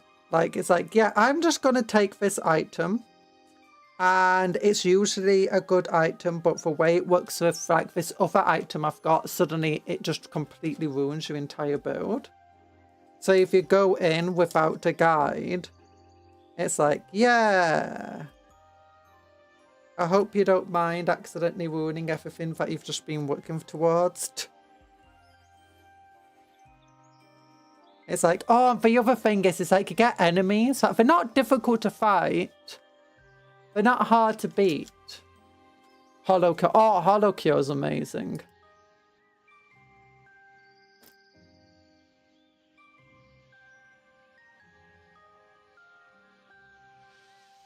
But yeah, you get these enemies. They're not exactly hard to fight. They're not exactly hard to beat. They're just annoying. They're time consuming.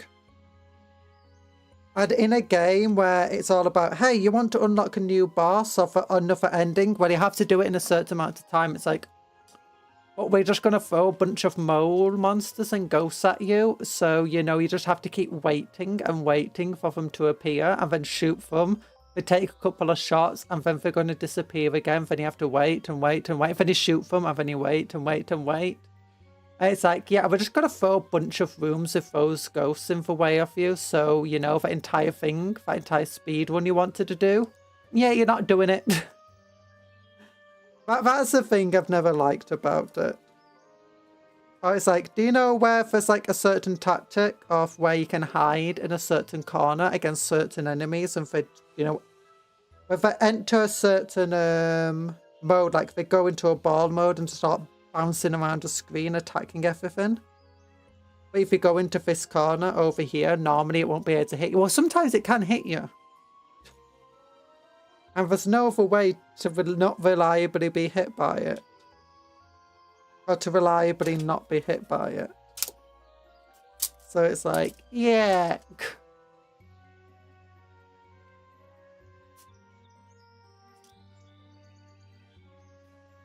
Binding had a card game. It was Mario Party levels of friendship ending. In other words, peak card game. I do actually like Binding of Isaac. And sometimes just having that entire, you know, difficulty curve off Binding of Isaac is nice. But it's just playing Binding of Isaac after playing these other games. So it's like, hey, this is exactly what this does. These enemies are difficult, but they're not necessarily time consuming.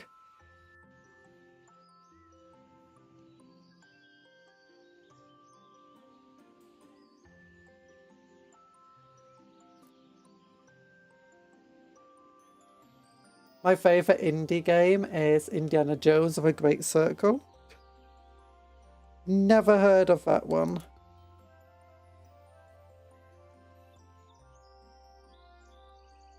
Oh, yawning suddenly.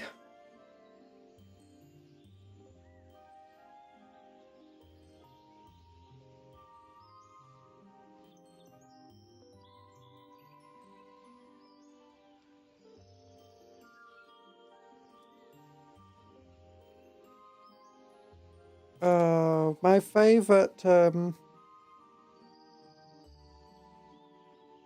Spider-Man 2 for the PS2, definitely indie game.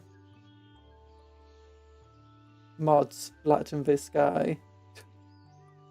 My pun just flew past. Oh, indie game, Indiana Jones, because it's named Indie. Yeah, I've been watching pitch meetings about Indiana Jones.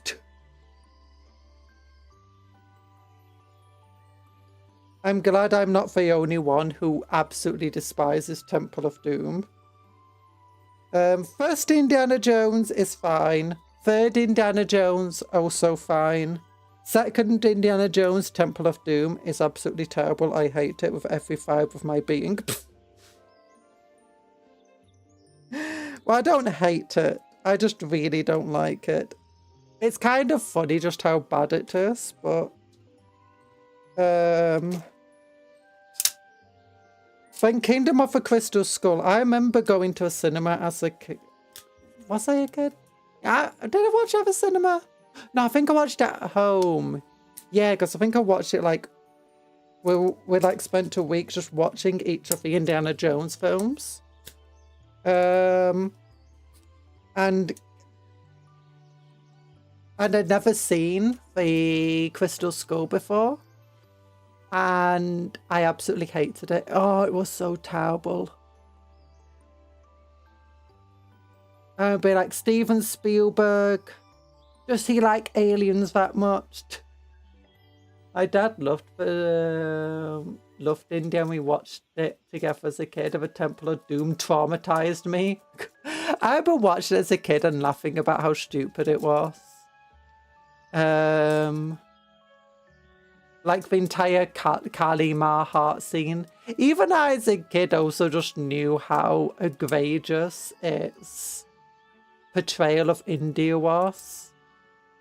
Oh. But I want to watch the latest Indiana Jones. I've heard it's very good. Or like, at least I heard it's a lot better than the other indie, like the Temple of Doom and Kingdom of the Crystal Skull.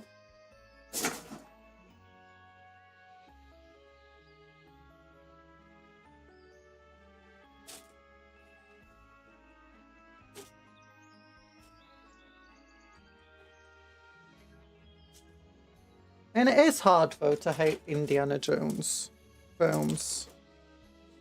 Because they are very silly. And they don't try taking themselves seriously too much, except in a few moments. A bit like the old James Bond films in that regard.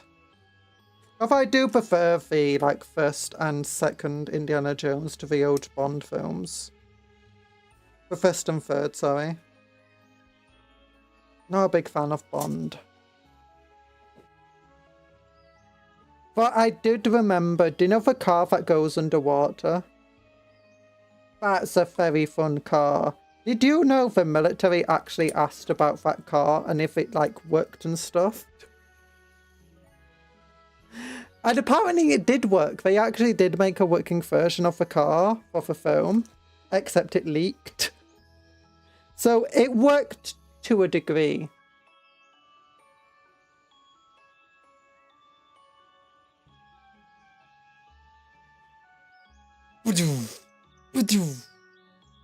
Sorry, I've got a plasma cannon.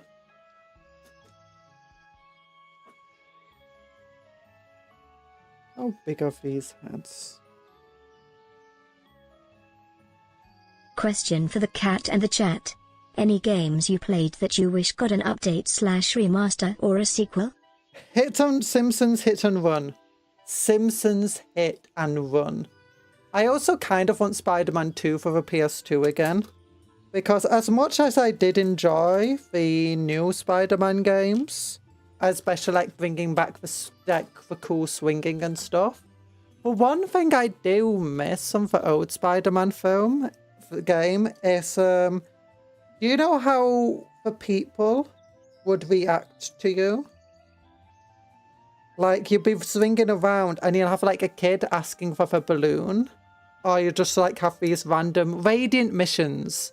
Yeah, I liked the Radiant missions that were in Spider-Man for the PS2. And those Radiant missions, you kind of get them in Spider-Man 2, but for Spider-Man for the PS4 and stuff. But I don't think it's quite as good, personally. But a lot of it is like, yeah, it's just old games that, you know, were that were on the PS2 or, you know, old consoles and never got a PC port. I would love for them to get a remaster for the PC.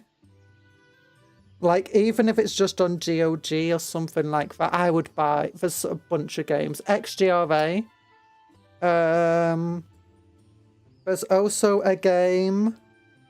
Actually, Extreme G Racing, just that entire line of games. I don't think there's a single racing game that's quite to the same level as the Extreme G Racing is. I've tried finding other games, but the thing about the Extreme G Racing games is, one, the entire vibe and aesthetic and the emo music they're constantly playing. It's beautiful. The second thing is, it's just the extreme, like when they say Extreme G, I mean Extreme G. It's like going so fast, your entire screen just blurs to nothingness. And you move so quickly, you literally can't turn around corners. But thankfully, every single track has these big old barriers and you got a shield on your bike. And you can go so fast, you just absolutely obliterate yourself. And then you've also got just a load of weapons. You've got every single wet bike has either machine guns, missiles, grenade launchers, or something like that on it. you can fire it so much before you have to reload. Or lasers, so that's another one. But then you can collect orbs. And as you're collecting orbs, it unlocks different types of weapons.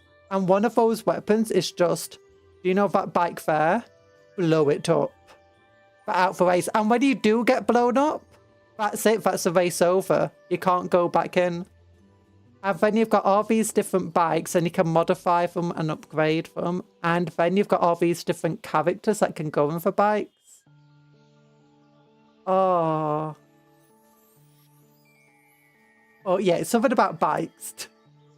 Yeah, it's basically just a racing game, except it's got these futuristic super fast bikes with these massive wheels that have guns and weapons. It's the most beautiful game ever, or series of games. I want it back. Star Wars KOTOR series, Fallout 1 and 2, and Devil May Cry and Metal Gear Rising. I want to play the Metal Gear Rising game. I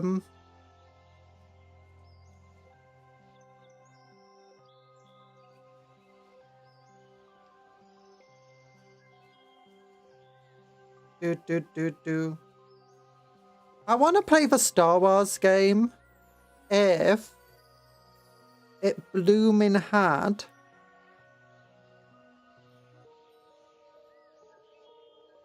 a mod update and an update to like a streamer setting. Because last time we tried playing, the Star Wars Battlefront games, the original ones, unfortunately, it's just every single time music played in those games, it's just YouTube's like, no, you're not allowed. YouTube is just throwing all sorts of things at me. Which is why, like, the old stream of it's completely messed up. And why I've not gone back.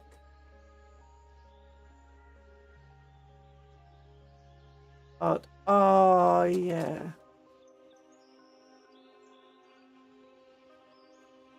You want a Wipeout game, and for Wipeout I'm meaning is for anti-grav racing game with similar concepts to this bike game. What's on about by the sounds of it? Yeah, I have seen for Wipeout games, they've been like, these games are similar, but every time I look into them, it's like, it's similar, but it's not really the same sort of thing.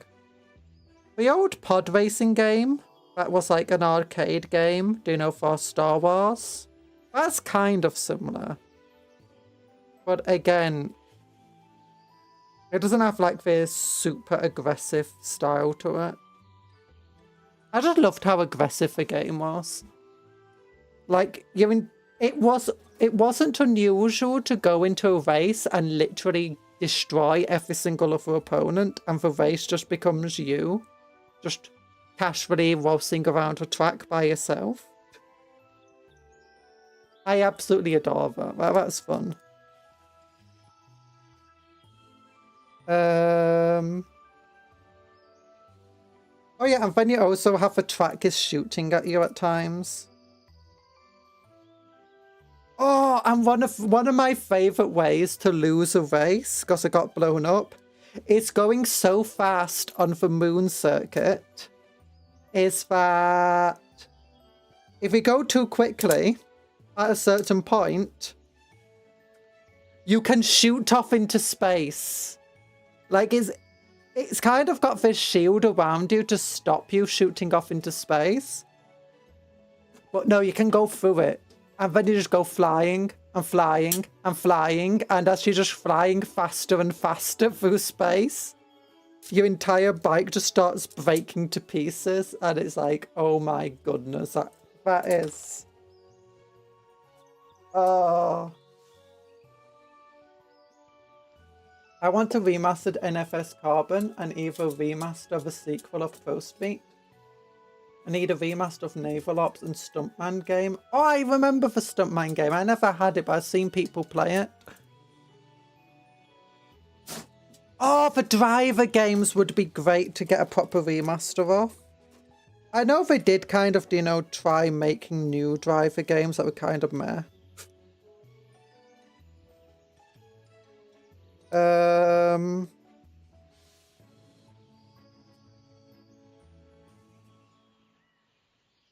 But what else is there?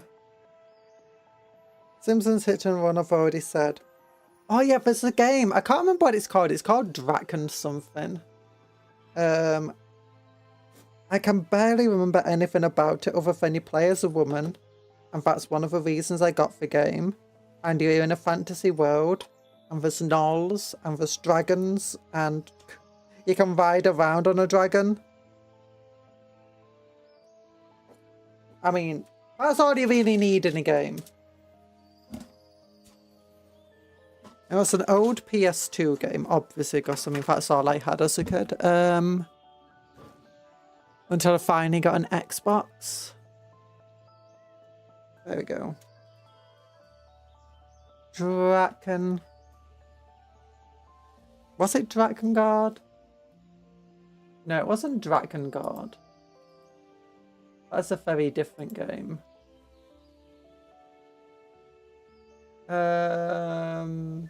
Different one. It had a very similar name though. Don't turn me into a cupcat, Severin, so mean.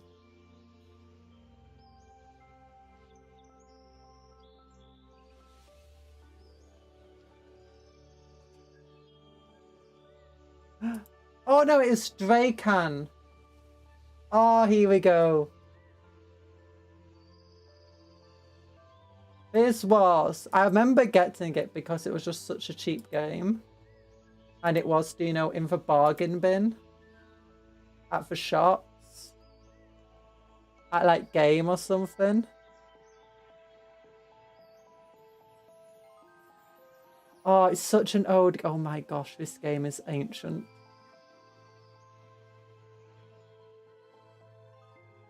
I had a game called RC Revenge 2.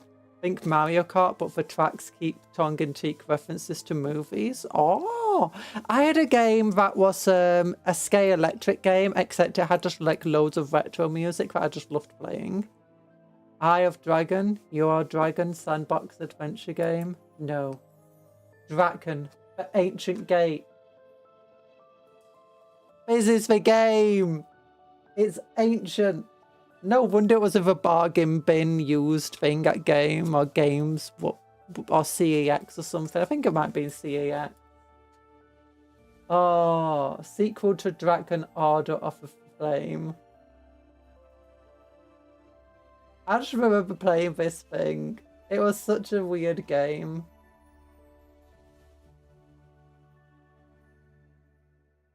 Reception. 78 out of 100 on Metacritic. 8.1 out of 10. 9.5 out of 10. Pretty good game. In its first week, it sold 20,000 copies. A video game selling that much. Wow. Truly ancient. It is ancient. 250,000 copies sold in total as of 2011. Oh, this section needs expanding. You can help adding missing from July 2015. That's the last time anyone thought of this game. I'm always thinking of this game. Every time I fall asleep, it's just dreams of this game. Oh. Well, there's no difficulty setting for our skill trees implemented into the game to enhance a player's power output, experience points gained through defeating enemy, or acquired currency. Yeah, I think it was like my first introduction to, you know, RPG style games. And it's so fun because you just run around. Who made this? Seville Software.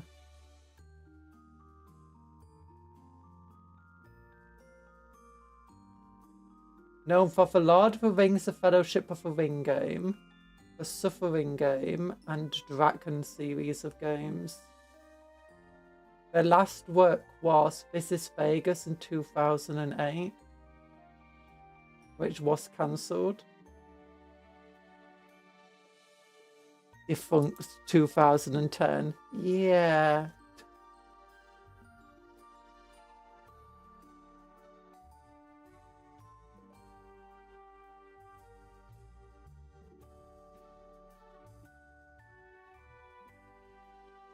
Okay. Plot. The game takes place sometime after Arm of Flame. Rin and Avok answer the call from the city of Sedana. An evil race of three-faced beings known as the Desert Lords has begun rallying from monsters from around the world and have begun enslaving humans around the world. There exist 4 gates that lead to the world where the Dragon Mother Malashir and her brood have been slumbering since the Dark Wars. Oh, yeah, bring back this game! My first watch through of The Lord of the Rings is actually from the Lego game.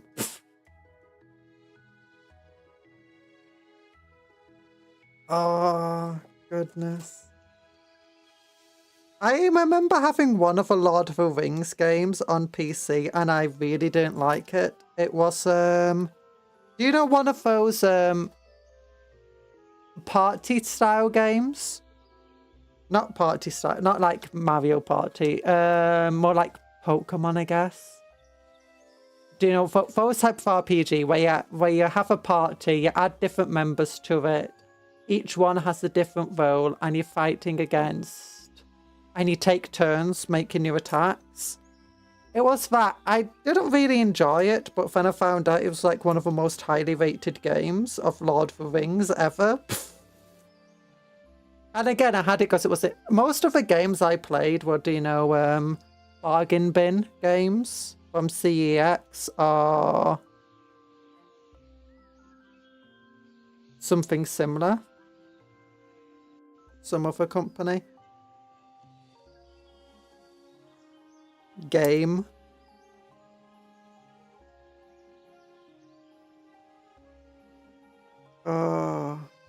And then it became harder and harder to get new games. I say new games, like get more games, because I think they stopped like doing the PS2 stuff. I think that's when I got an Xbox 360 maybe. Name a worse feeling for a gamer than Googling a game and seeing the phrases company dissolved or servers shut down. I'll wait. I mean, I don't mind that, but that being said, I play PS2 games. I play single player games.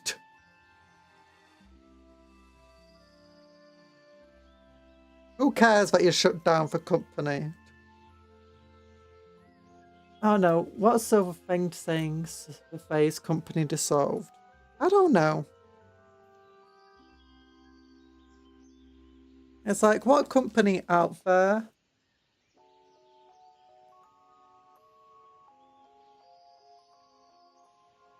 Finding out. What about Googling a game? What about finding a game you absolutely loved as a kid, playing it for the first time since, and realizing the game sucked? What about that? And now imagine you're doing it as a streamer, and you're trying to like convince all your fans that, you know, no, the game is good. The game is good. No. Still hasn't happened.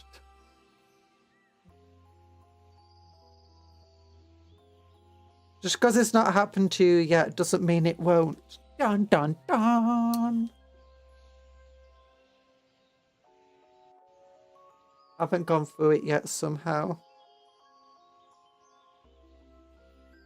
I don't think there are games like that.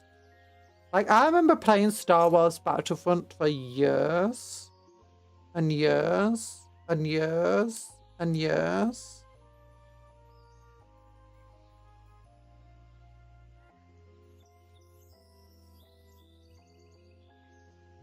But I can imagine it would hurt a lot. Maybe a choice in game was always bad. I mean, that's kind of the thing that hurts. It's like, oh, my choice in game was just bad. Kid me had to do with so little. Oh, Time Splitters! I would so much love a new Time Splitters game. I absolutely adored Future Perfect. It's the only Time Splitters game I've ever played, but Future Perfect, adored it more than anything.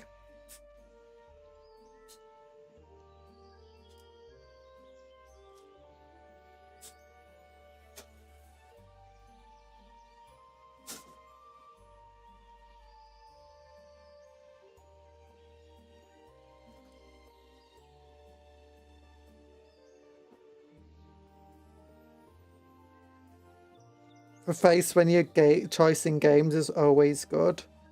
No. No!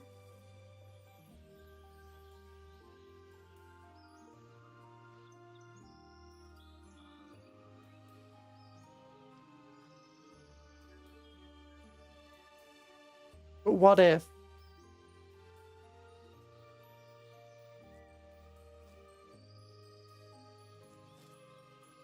What if not? Okay, I just dropped something into here. There it is.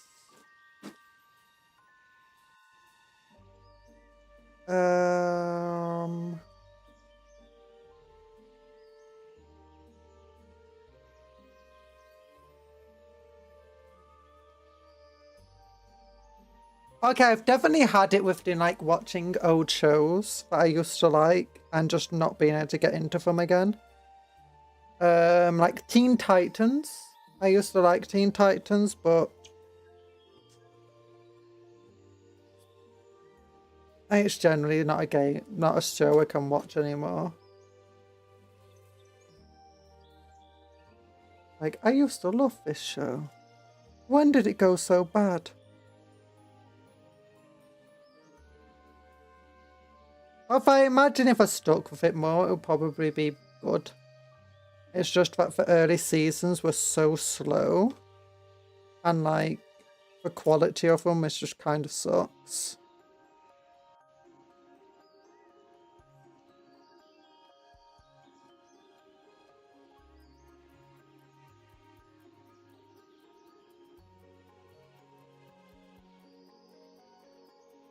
I watched Kamen Rider as a kid and unironically like them more as I grew older because I can actually understand what they're saying now.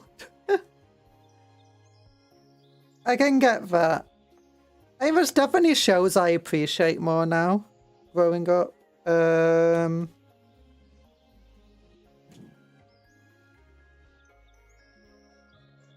I can't actually think of some shows like that. I know there's definitely shows out there where I definitely...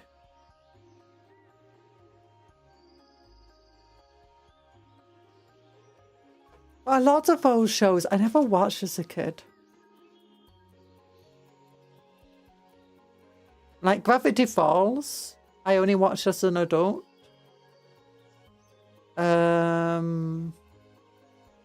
Not watched Adventure Time yet.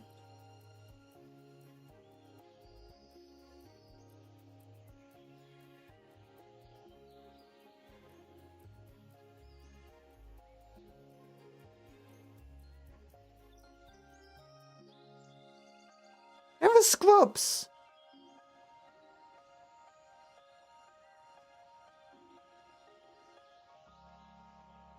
Did you ever had a game that kicked your teeth in when you were younger? Have you ever gone back and beaten it for the respect?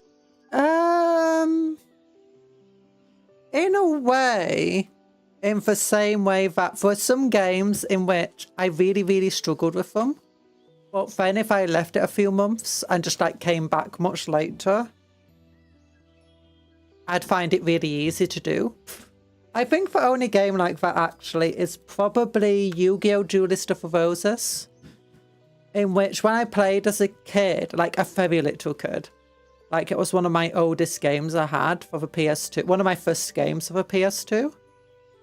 I absolutely adored Yu-Gi-Oh! I remember struggling with that game, but part of that was just because of how different it was from the card game. And struggling just to understand how you even meant to play it.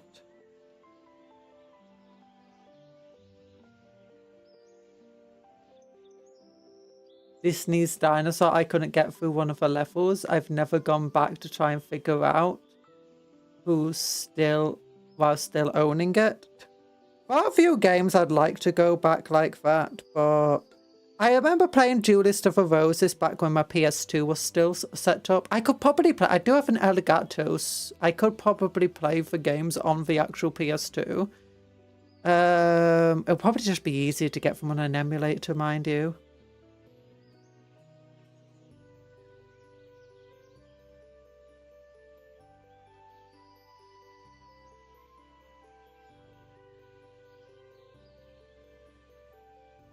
But yeah, I remember going back, like, in my teenage years. Or maybe university.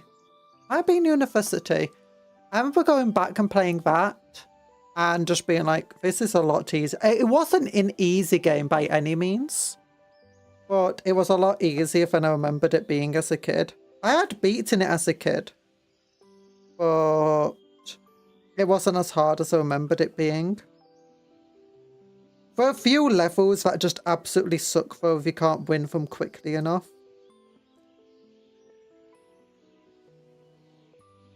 How do I beat you, Sunstorm level? How do I beat you? I got worse with Darkest Dungeon. When I was younger and don't understand half the words, I somehow beat the game.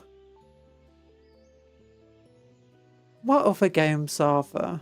A lot of the games I played as a kid never got ports to the PC. I guess Rome Total War. I did struggle with that. Although it was less, I actually didn't. I struggled with it because I remember playing it. The first time I played it, I did conquer like most of the world of way, but at least I conquered up to Egypt. I conquered a lot of Greece. But I remember just always putting cheats on because I just didn't find the game too fun as a basis. Like, I'll just give myself a bunch of money because at the start of the game, because it's like, why can't I build these things? I don't like the idea that I can't build them early on. Like, how come Rome has so little money? How come Carthage has so little money? This makes no sense. And it's like, the main thing I didn't like is that the AI cheated in the game. It's like, the AI has infinite money at all times, so I want infinite money at all times. And that's just basically how I played for years. But I did go back and was like, no, the game's pretty easy. The game's pretty easy once you know what you're doing with it. The power of random boops. Go! How come that doesn't get stuck? Oh, what was the game I played? I remember playing Spyro, but that was at a crash. I didn't actually have the game myself. You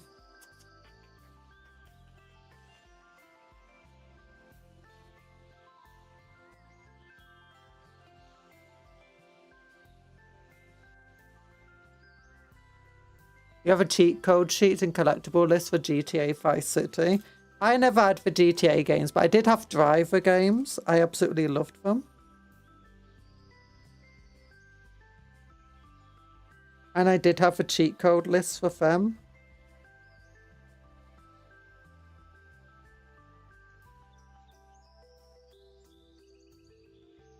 Not for... I had Drive VR. I still say Drift 3R rather than Driver 3. Actually, I always said Driver 3R. If you don't know, that was like... I think it was a game that came out at a similar time to San Andreas. But it was plagued with all sorts of development issues. And was a horrible buggy mess.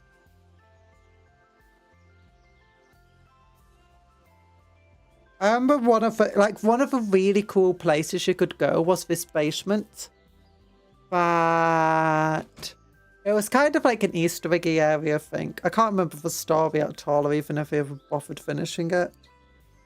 But it had a bunch of cool stuff in it.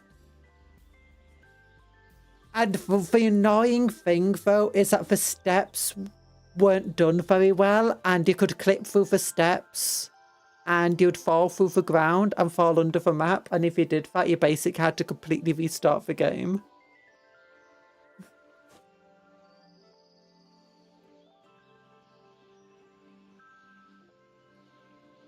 But for lots of stuff like that, I think I never finished the game because it was too bugged to actually finish. Like, I think one of the levels had a similar sort of glitch to it. Well, what I did enjoy about Driver is that you had different maps you could go in each time you like load into the game. Like you had Nice, San Francisco, stuff like that. I enjoyed just driving around for different places. And I enjoyed the Nice police. Quality assurance was out of lunch that day. Yeah, it was just because it was development issues, rushed out for various reasons, and the thing that's upsetting about it is it was a game that had so much potential. And like, imagine San Andreas, except the map you play on is a bit smaller, but then you've got like 6 different maps you can load up. And each of the maps are in different countries with different police, different cars available, stuff like that. You don't play as a criminal, instead you play as an undercover cop. Lower age rating, which is why I had it.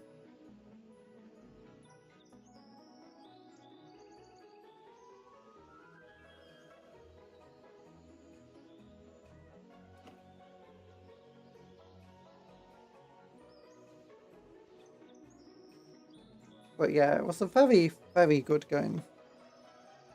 Or had a lot of potential to be a very good game. Probably not as good as I imagine it is. There were certain games I struggled with, but I can barely remember them off the top of my head.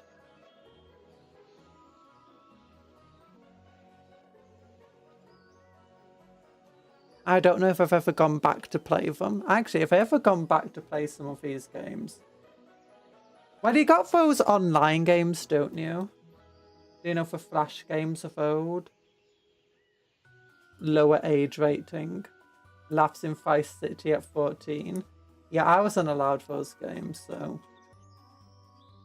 Let me look. Let me look if there's any games I had as a little kid in here. Oh, I loved SimCity as a kid. We had that game for PC. Dark Souls. Devil May Cry. Dead Cells.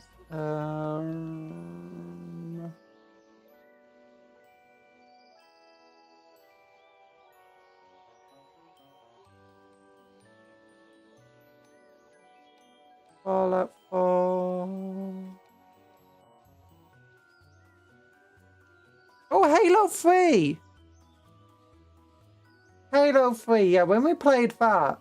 Oh no, we played on easy mode on Halo 3, didn't we? Because that's what you guys voted for. Oh, yeah, that's like the only Halo game I had as a kid. I don't remember finding it too hard, but I don't remember finding it too easy either. I think I probably did play on harder difficulties and stuff. I want to try playing Command and Conquer, because I do remember the Command and Conquer Tiberium Wars.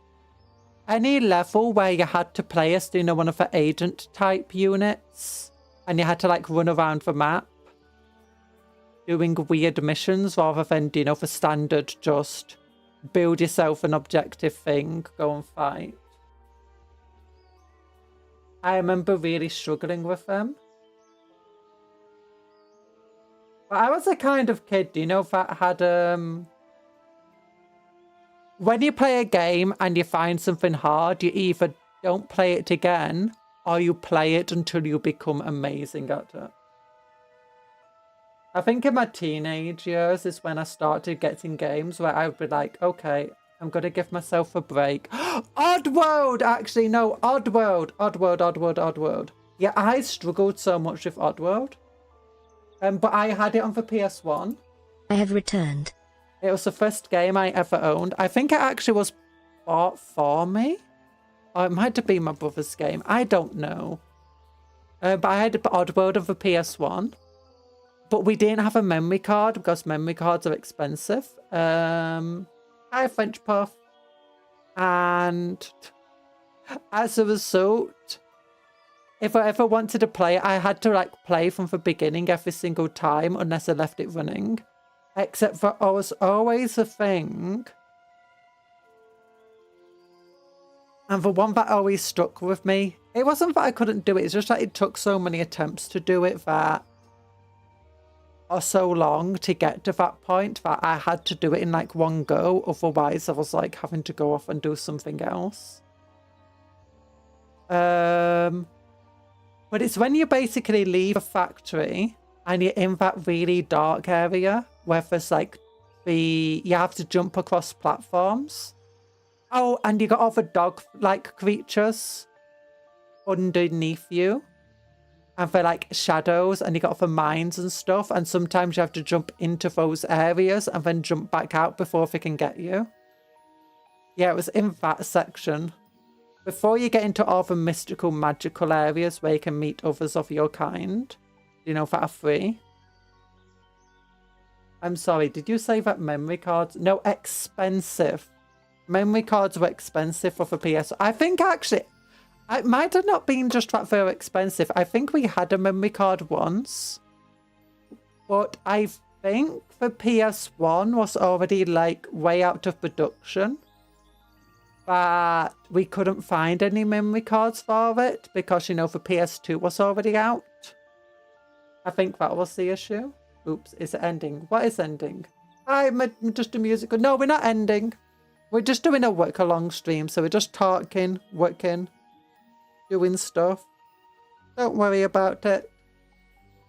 Memory cards were horrible. They broke so easy. I don't think our memory cards ever broke unless... I think we might have had memory cards originally and they did break, but that was probably before I was even born. Or at least so early in my life, I don't remember us having a memory card. I think eventually we did get some memory cards. Like my parents came home excited. Like, hey, we got you a memory card finally. Except then shortly after that week, I've got... Chat forces her to play Halo 3, so that she doesn't die too much. Unfortunately, gravity is legendary or skulls on difficulty always. I can't fight gravity. I can't fight gravity. No, this was PS1, my memory cards. I think then my brother passed down. I think he got like a PS3, so I got a PS2. And then I had that for years until I finally got an Xbox 360. And then it Red Ringed of Death. And then I got another Xbox 360. But it's like the Xbox One was already out by then. I mean, I did get the Gears of War game with it. Gears of War 2 or 3 or something. It was a fun game. I mean, I didn't really understand all the characters, though. It's like, hey, look at this really emotional moment. It's like, okay. Why is it emotional? Well, in the first game, these characters became really good friends, but they didn't start as friends. They started as rivals. It's like, yeah, I wasn't there. Oh, did you ever get that, though, where you didn't play the first game in a series? Like, XGRA was the last game in the Extreme G Racing series.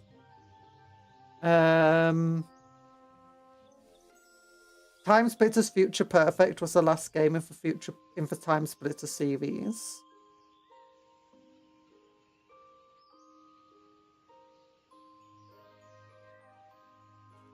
I have loads of games where it's like that.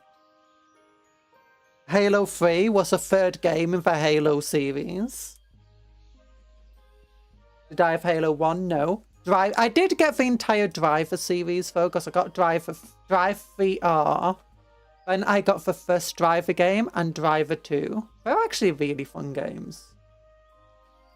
I just enjoyed throwing the car all over the streets of San Francisco.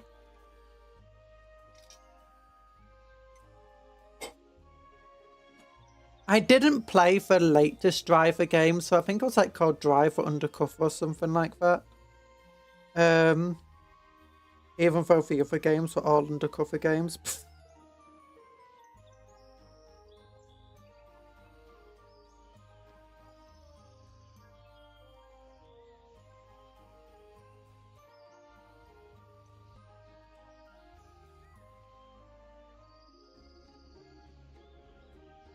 To be fair, only game I played of Gears was 3.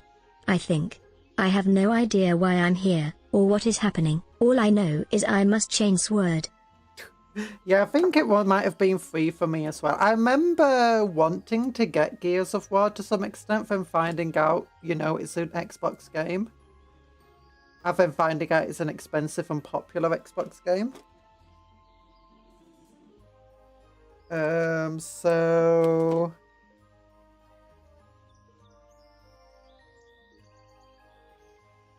it wasn't one of the ones for me. But I remember, I think it was on YouTube or something. I saw the Mad World. Or was it an advert on TV? I don't know. I saw, you know, the Mad World Gears of War trailer and was like, oh, that's a beautiful song. I love it. I love it. All around me are familiar faces. Worn out places. Worn out faces. The Donnie Darko version. Never watched Donnie Darko. Never planned to. Oh yeah, the trailer of Mad World. I remember this. Yeah.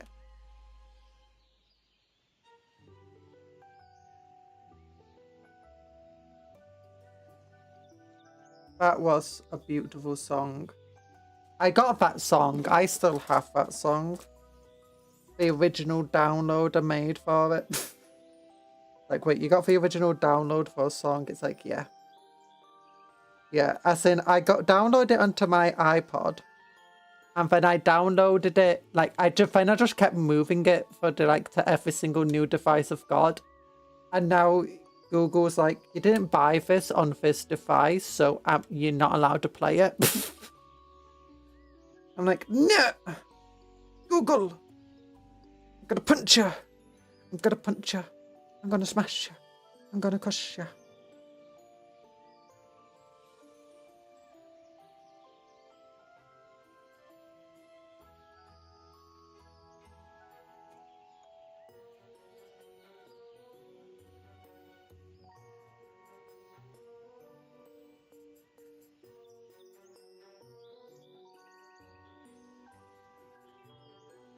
We're sailing for high seas out here, lads. I actually bought that one on the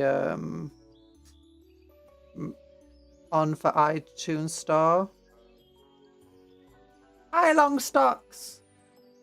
Ripping the YouTube videos to MP3.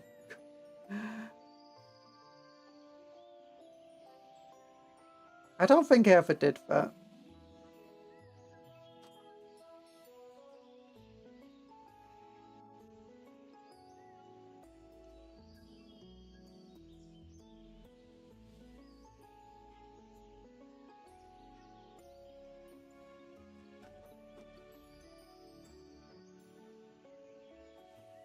I'm the ones with Sun Kill Moon playing the song's title first.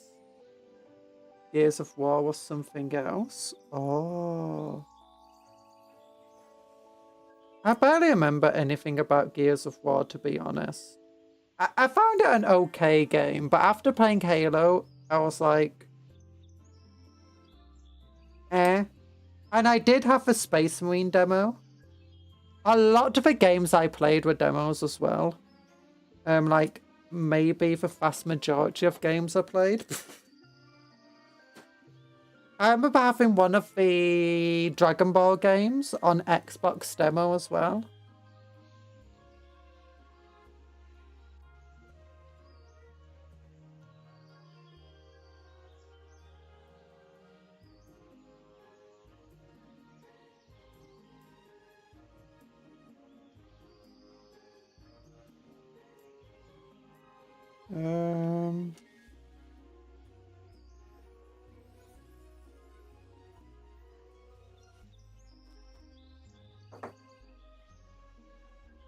Oh gosh. You kind of miss the days of just demos everywhere.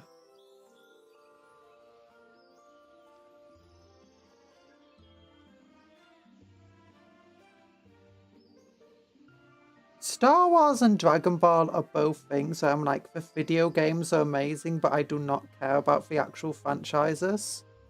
Nowadays I actually do kind of like the Star Wars and Dragon Ball, Star Wars and Dragon Ball franchises as a whole. I still remember that 2 GB memory stick somewhere with all my music from Sixth Form on it. We can read comedy a room and blast tunes. Sounds like a fun time.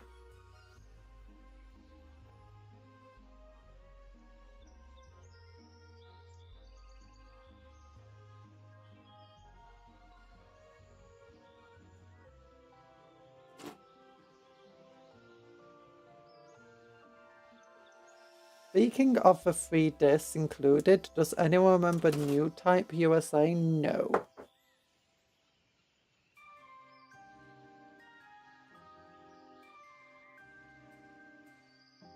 No idea what that is.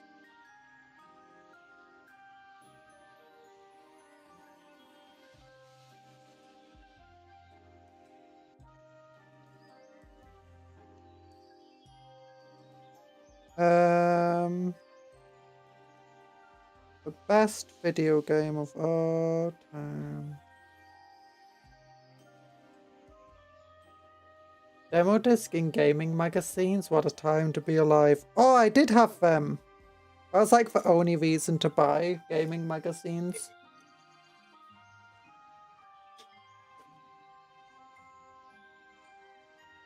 Because growing up, we didn't have a lot of money.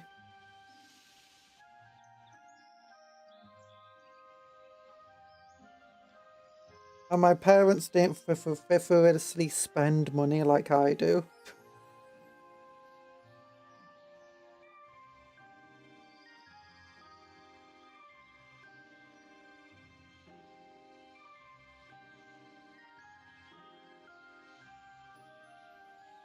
There we go.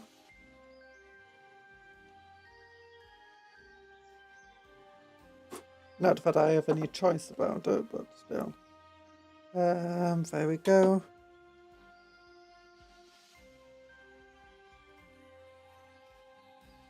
For me, it wasn't just demo disc in magazines though. It's like with my Xbox. I think it was my second Xbox actually. It could connect to the internet. And as a result, the other Xbox Live Store just had loads of demo games there we could download. Hi, we're eating Legos. No! No, no, no, no, no. New Type USA was a magazine translated from original Japanese. Ooh. That delay impacted its performance, unfortunately. It was about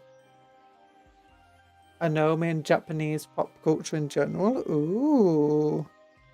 I don't think we ever had anything like that. Anime! Anime! That's what you meant. Yeah, I don't think we had anything like that over in Britain. Maybe we did, but I don't remember seeing anything like that.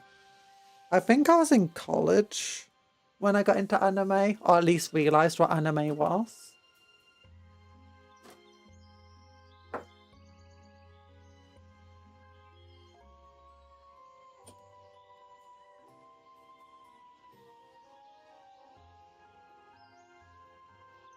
In fact, like many of the cartoons I grew up with were just animes.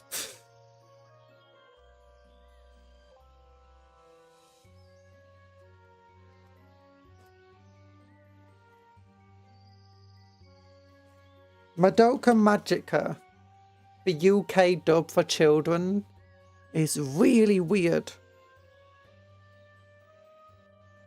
I'm joking, there was never a UK dub for children as far as I'm aware. We could almost believe something like that could happen.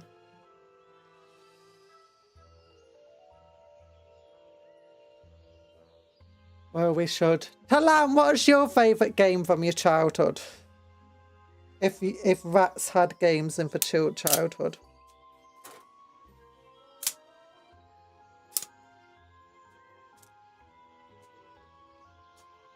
Throwing rocks at the homeless. Exactly. Knew it. Oh, you mean of a computer? Yeah. I'm assuming the rest of you are like me and didn't have any friends to play IRL games with. You got my hopes for some wild 4-kid stuff with Madoka. That would be amazing. Oh, that would be. Do you know TFS, Team 4-Star? Imagine that now. I want to make, you know, like an abridged series or something, but it's not abridged. It's just making something that's not for children, just as child-friendly as possible. Like the wildest editing and making it just seem like it's, you know, from some found archive footage. Do you like do for analog horror? Analog horror of just really, really terrible dubs. Oh man, I loved Warcraft 3 and Frozen Thrones. Oh, I did play World of Warcraft. Oh, RuneScape! I absolutely loved RuneScape. Oh, but as I got older, every time I went back to it, I'm like, yeah, I do not have the time and energy to grind. And then you get done for botting. It's like, I'm not a bot. I'm just an autistic, crazy person who will click pixel perfect repetitively for hours on end while I'm doing something else. Because I'm just that autism piled. He hate politics. Politics is annoying. I played a ton of Wizards 101 before it became pay to play. Had 2 characters at level 80. Oh, what was it? That weird game. Oh, there's a weird game. It was like an online game, internet browser one. 2D. You had, it was fantasy. Very cartoony graphics. Free to play.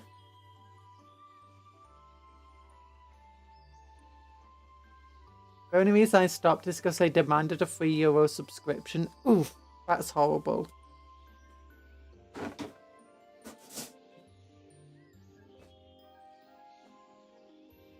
Oh, I can't remember what it's called. I'm going to have to see if I can find it now. Free to play 2D graphics online game.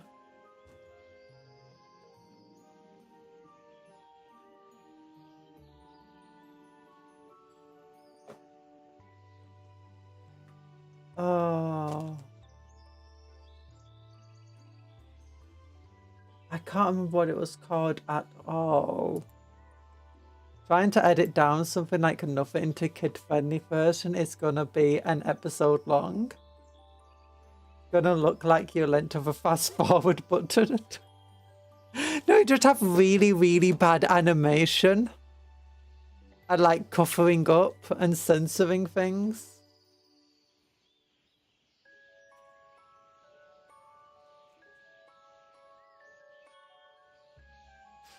Maybe it was like called Dragon something. Adventure Quest! Oh, it still exists! They've improved the art. Guys, did any of you play this as a kid? Go to the Chinese way and change all the blood to white? Oh no!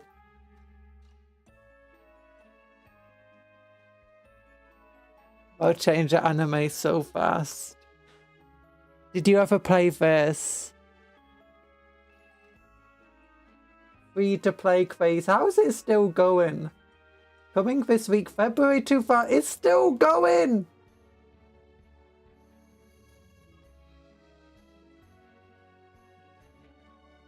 Happy Year of a Fire Horse. I see where your comedy coming from.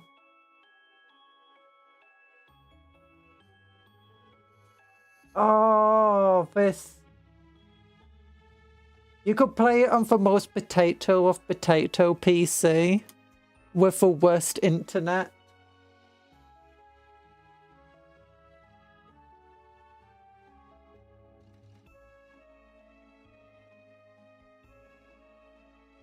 Oh gosh. Oh yeah, the werepires. become a werepire. A rogue class. A vampire slayer. Oh, we've still got some of the original art here. There's a 3D Adventure Quest 2. Oh my gosh. It's all community driven now. The events on a yearly loop. Ooh.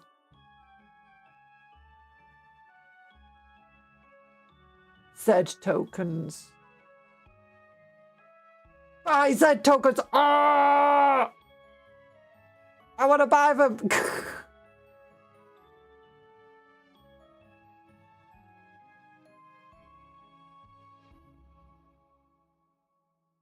It's all community driven now. Well, that's cool. Should we have a stream where we just play Adventure Quest? The game is free, but you can support the guy running the servers. Yeah! I think I actually did have like a paid version at one point. Like, the game is surprisingly good and in-depth for something like that. Like, you think you're getting into just this kind of, like, boring 2D game. Like, you know, just internet. Oh, what they call? Not boring. That's not the correct word. What's the word I'm looking for? Flash game. Yeah, you think it's got to be just, like, another Flash game. You know, one and done. And no, this is, like... It's like RuneScape, but... You don't need to play with anybody else. You can see why I liked it. John Strive Hayes has a 2-hour recap video of him playing the whole game. Oh my gosh. I have no idea who that person is.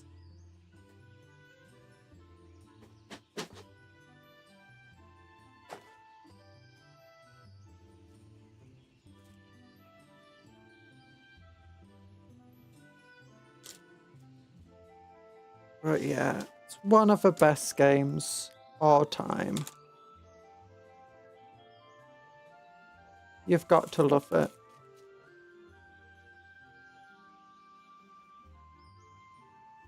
No cap. No cap. You don't know John Strive Hayes, never heard of him. Those are mobile games I wish I could... Oh wait! I wonder if Adventure Quest has a mobile version. That would be like the perfect game to have a mobile version of.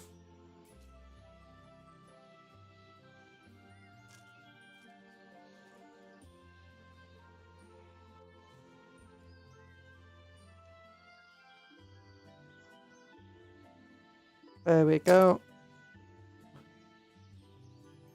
Those are graphics shoulder pads to go into the graphics bag. There you go. Yeah, my work today is just cutting up sprues. It's why I didn't bother doing a hand cam. Also because, you know, I'm lazy. Well,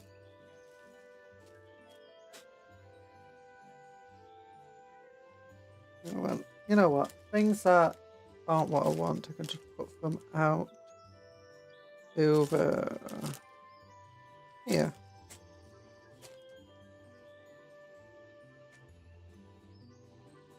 Nope.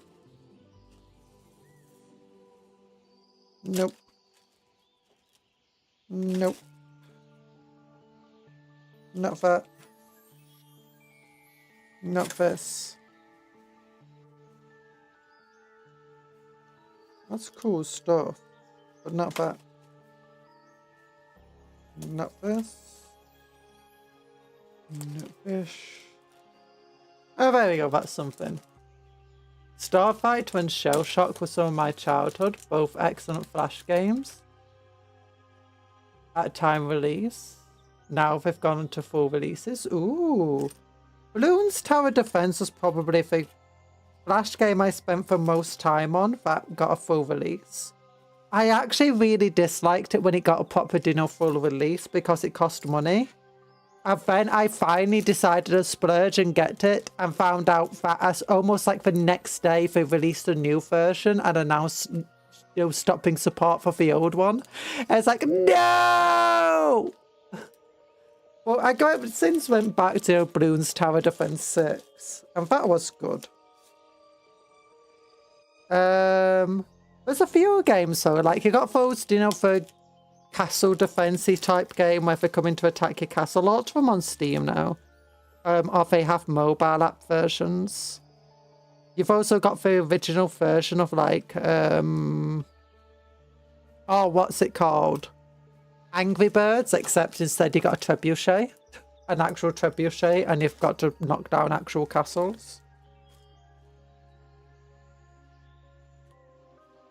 And in that game, you can also build them on the mobile version. Build your own castles to withstand a trebuchet. Pretty fun.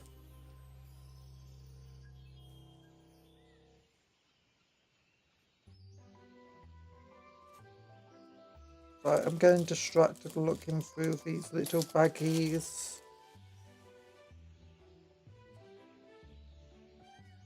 Lameo, they only need one more person to buy the game. Shell Shock, it's just a single. Oh yeah, Shell Shock, I know that one. Yeah, it's a one for tanks. Just a silly little multiplayer Worms-like game, but with tanks, but it's so addictive. Yeah, and you could play it against AI stuff as well.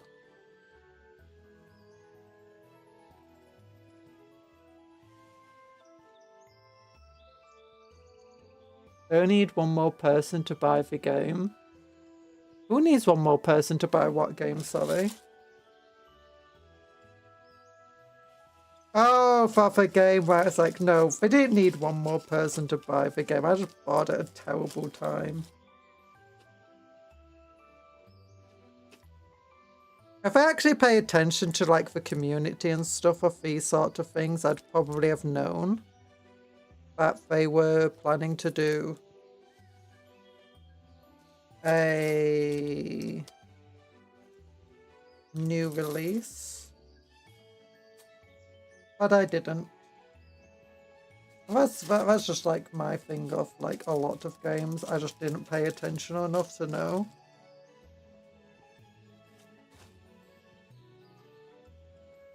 I just played the game. I don't care about the community. There's a community for video games. Who knew?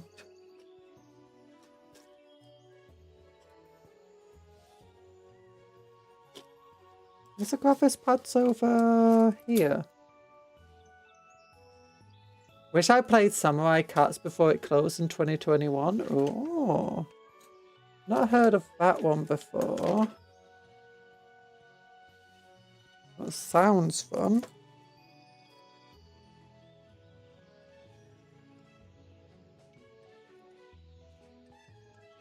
Okay, is it for baggy? Oh, it's this baggy. Okay, that's where it was. Oh, but they're proper graphics pads. Okay, I'm guessing we just don't have a bag for them.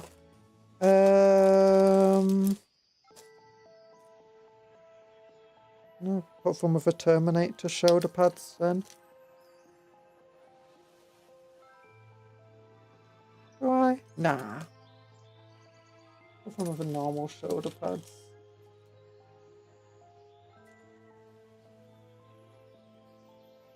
I wish I ever had a PC good enough to play Monster Hunter 3 tier. I know it would have been in Japanese, so I wouldn't know what was going on, but Monster Hunter MMO. Yeah, I can understand that feeling. I did actually play. There was a time period where I played a bunch of Japanese RPGs because, you know, I could just get them for some reason. On my computers. And I think I actually had a few Japanese RPGs that had very, very poor ports, you know, English. Or very poor translations to English. But they did play on like my PS2 and stuff. And I remember absolutely loving those games. And actually, that's one of the reasons why have you ever played the Neptunia games? I found out about those games and I absolutely adored them because they were so... They basically filled that void I didn't realise had been missing of, you know, old school Japanese RPGs, JRPGs. Hello, stop motion gamer. How you doing? Every MMO is dead, man. Now only Conjurer can save a genre. Someone buy her a blender and make her lock in. Chain her in her own basement so we can't be sued.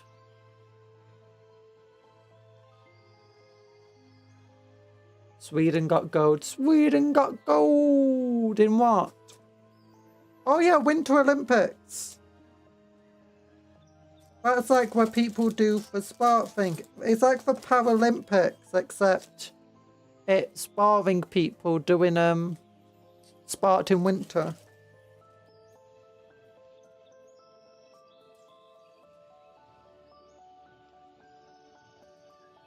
Yeah.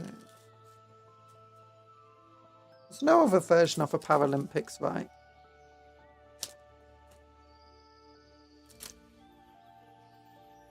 You got for Paralympics, you got for Winter Olympics, you got for Ancient Olympics. Curling, that's a 4th medal today. Nice! The Scandinavian countries usually do well in these things, like, because of all the snow.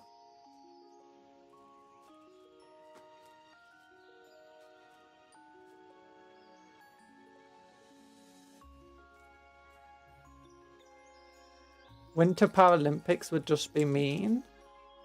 What do you mean it would be mean? Never.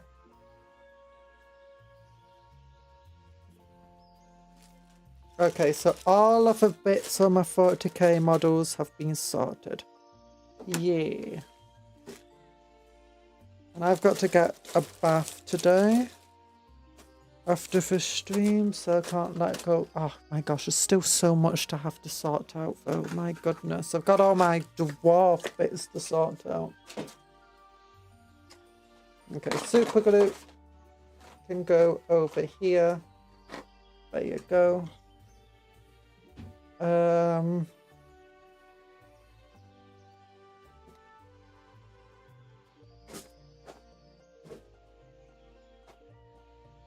Okay, this is for box up for fantasy.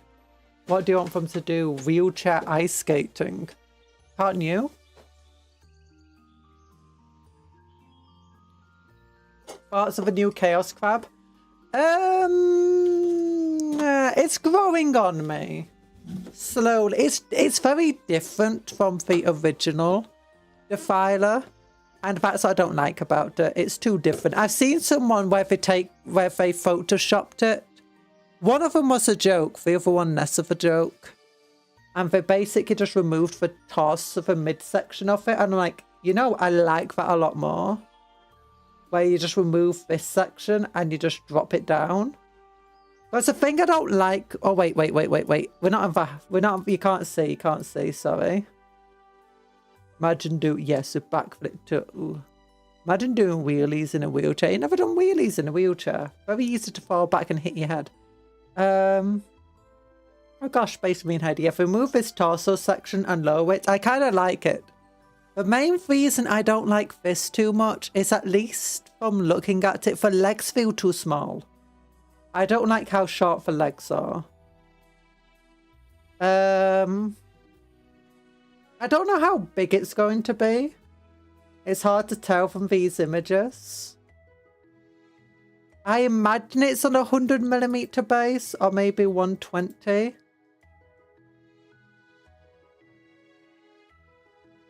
I'm hoping it's not on the same massive base that they currently have. Let's look at the knights.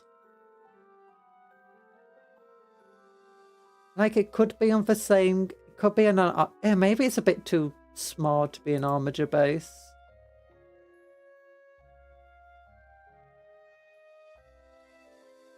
I mean, maybe it's a bit too big to be an armature base. Yeah, it's too big to be that one.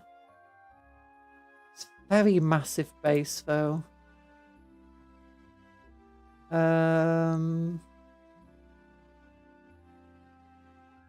Was on 250mm base.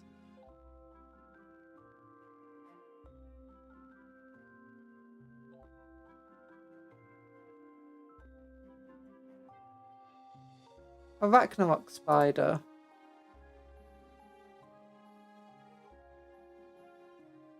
It's on 160mm round base.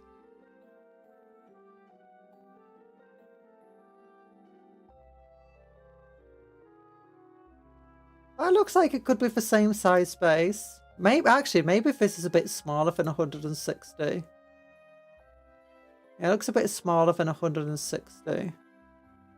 This feels a lot thinner than that. I doubt that it's 180mm. That's like Warhound size. Yeah, it's not 180. I don't think it's even 160, like the Arachnarok spider here. I mean, maybe if this is more direct. I mean, it could be 180 actually.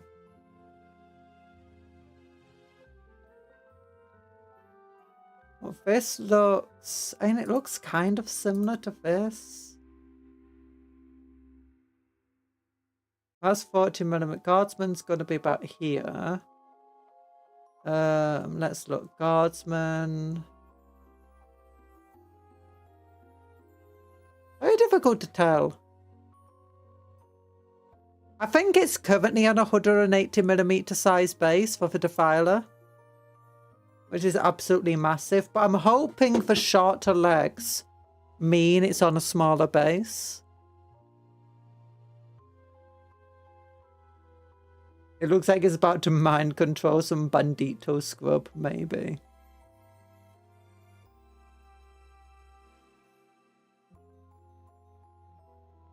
Let's look at the Mega Gargant. What size base is it on? 130mm round base.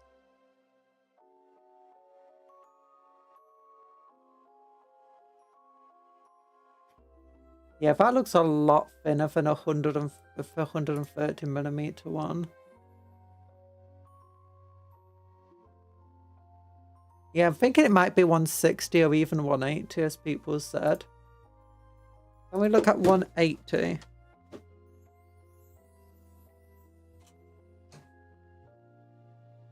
I don't think they sell anything that's on a 180mm based.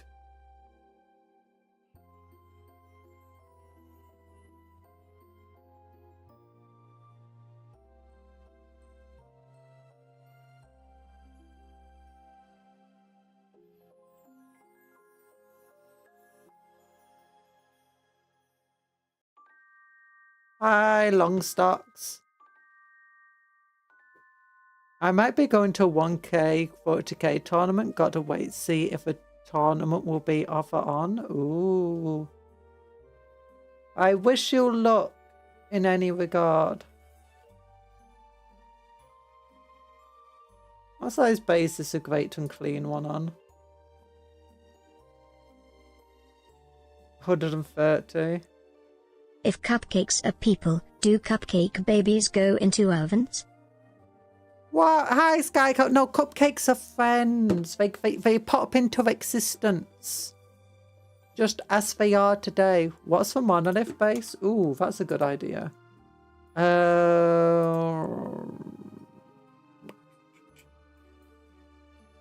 think a monolith's on quite a small base for its size. Yeah, like it goes well over the edges. 160mm.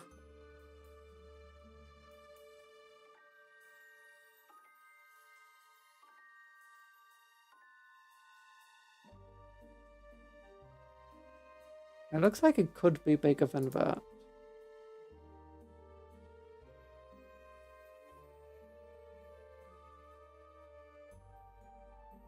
That looks like it will fall over so easily. What's the cinch thing on over here?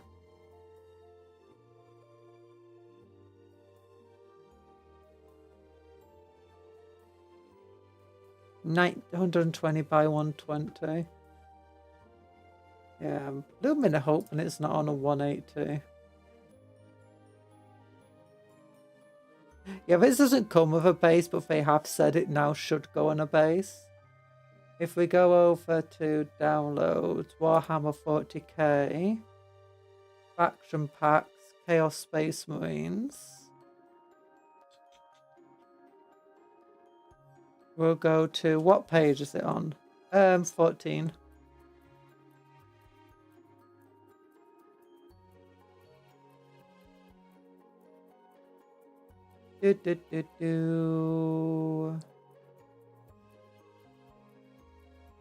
Feeding Frenzy Chaos Tesseract Predator. Vault using little Necron magic to stay upright.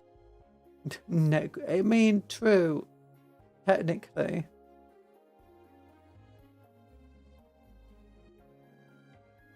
Cupcakes pop into existence on my page. No! Don't eat the cupcakes! Unstoppable Rampage. Chaos Scope.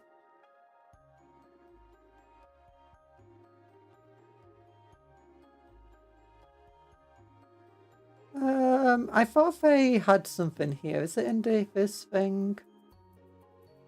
Gallowpox infected? No.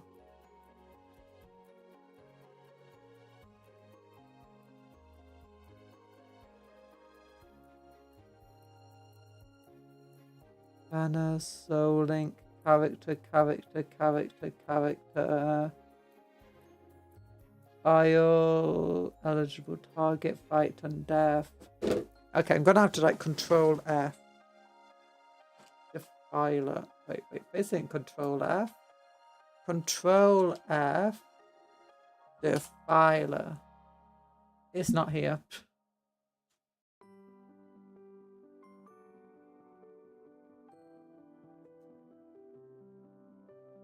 Watch me. Nom nom nom, munch munch munch. No! Where did it say that it came on a new base? Maybe it's under just core rule changes?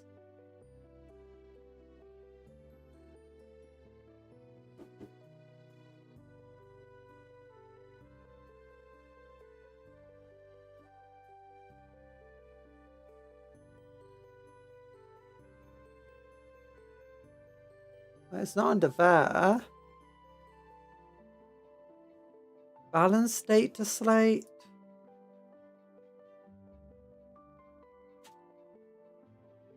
Control F. Death Dread, no.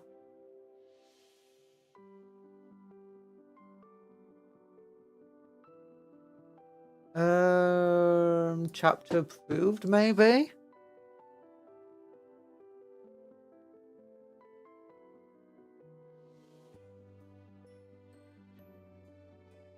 Oops. Defiler. Oh, here we go. Defiler wants to be on a 160mm base. Okay, so it's unlikely to be on a 180. At most, it's going to be 160. We can hope it'll be on smaller, but from the looks of it, that base does not look like a 160 base. Does not look smaller than 160. And it might be. Definitely might be, but yeah, this is where you can see the base sizes.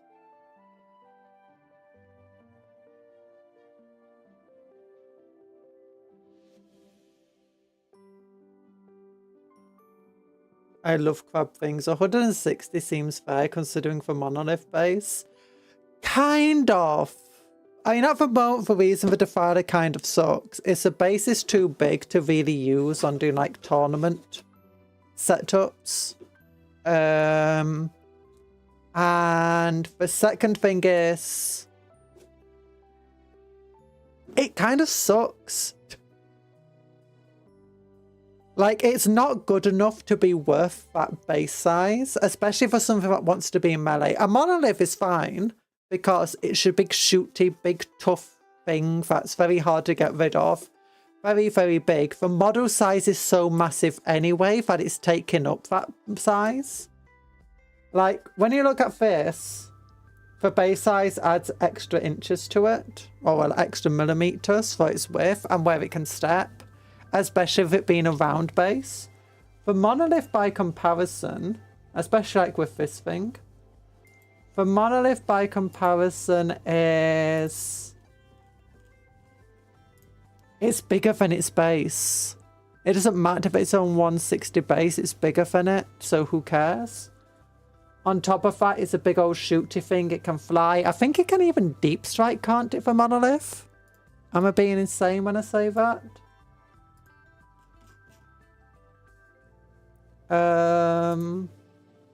How fast is the Monolith? That's a big question. It's also 400 points. It's toughness 13, 22 wounds, 2+ armor save, 4+... Does it have a 4+? It doesn't. It only an 8-inch move, but then it's got all of these weapons on. Yeah, and it can deep strike. That's one of the things that makes it somewhat powerful. The Defiler, on the other hand, yes, it can move quicker, but let's look at the Defiler just real quick. Because I love the Defiler, but I've just not had a reason to want to add it to my army because it kind of sucks. Defiler, by comparison, 190 points, so it's less than half the points. It's only toughness 10 compared to 13. It's only got 3+ save compared to 2+. And it's only got 14 wounds compared to, what, 22 was it? It does have a bunch of shooting attacks, but it's not super powerful shooting. It can't deep strike. It's got the exact same movement speed, actually. Can't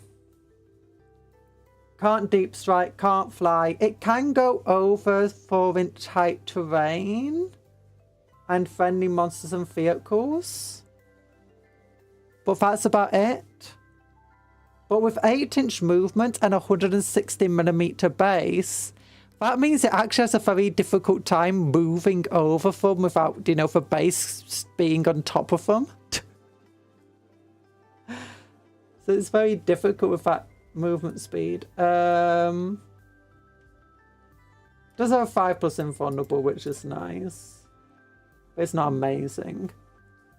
But yeah, and it's got this relatively decent melee stat. But the thing is, it's not very good at shooting. It's not very good at melee. It's 190 points. It's got this massive base.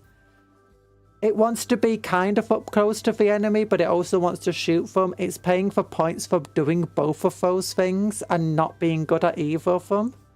It sits in a very similar... Like, compare it to a Redemptor. Compare this to Redemptor. Redemptor has a very similar issue.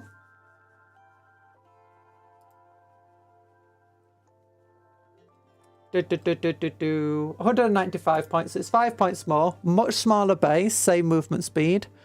It's got the same toughness, better armor save, 1 less wound.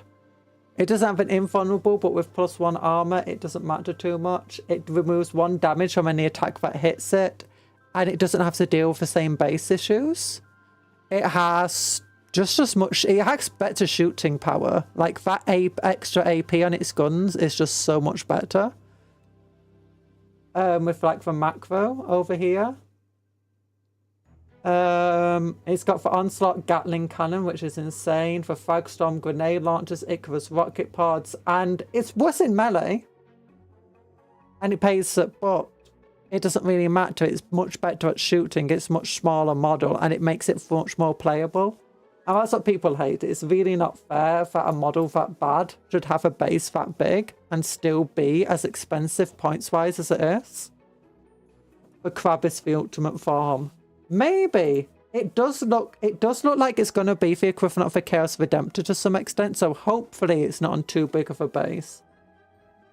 But it's now got a big old plasma cannon in its chest, so that will hopefully be similar scale to the Redemptor's weapon. Or we can hope so. It can also have 2 twin-linked NAS cannons now, which is much better. It can get the twin-linked auto cannon, a much bigger missile launcher, cool flamethrower thing. And then this cannon might still be the same battle cannon, but I hope not. I hope it's better. Nah, Chaos Knight thing. We've already got Chaos Knights. What the Chaos currently doesn't have the equivalent of outside of Legends is a Redemptor, or do you know, the Ultramarine Dreadnoughts? Ultramarine, Space Marine Dreadnoughts. And if we get the Decimator eventually out of Legends and in a plastic form, then we would have it, the equivalent. I think adding extra crab claws on the upper body would make him look extra cool. Maybe. I mean, you could probably move the claws up there if you really wanted to and move the guns lower. I do like the fact that if you just cover the top half of the model, it just look kind of like a crab. Like just a walking crab. Put the head down here. There you go, crab.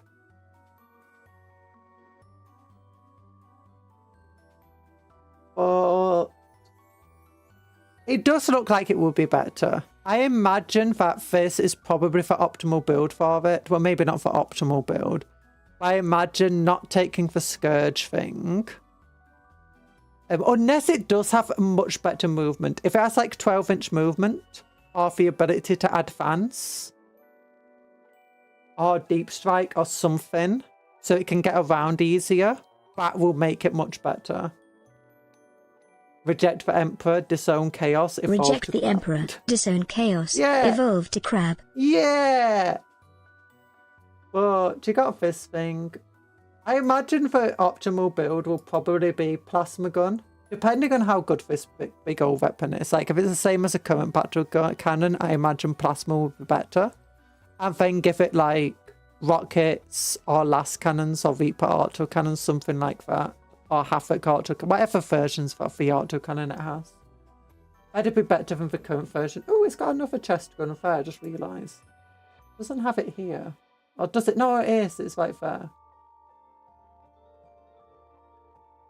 Oh, it's got two of them. It's got two little auto cannons in its chest. Oh, that's cool. Yeah, it does look like it's taking a much more shooty role now. And hopefully that will mean it's good. Give it the Mauler Fiend first? Maybe. Yeah, if this comes with upgraded rules, I like it. At the moment, though, I do feel a bit meh about it because I just don't really like the design too much, but I mean, we all have our own designs that we like and dislike. Yeah.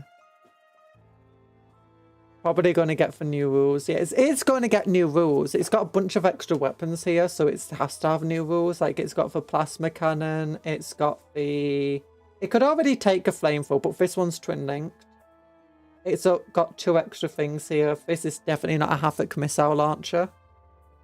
It might be, but it doesn't look like one. Chad face.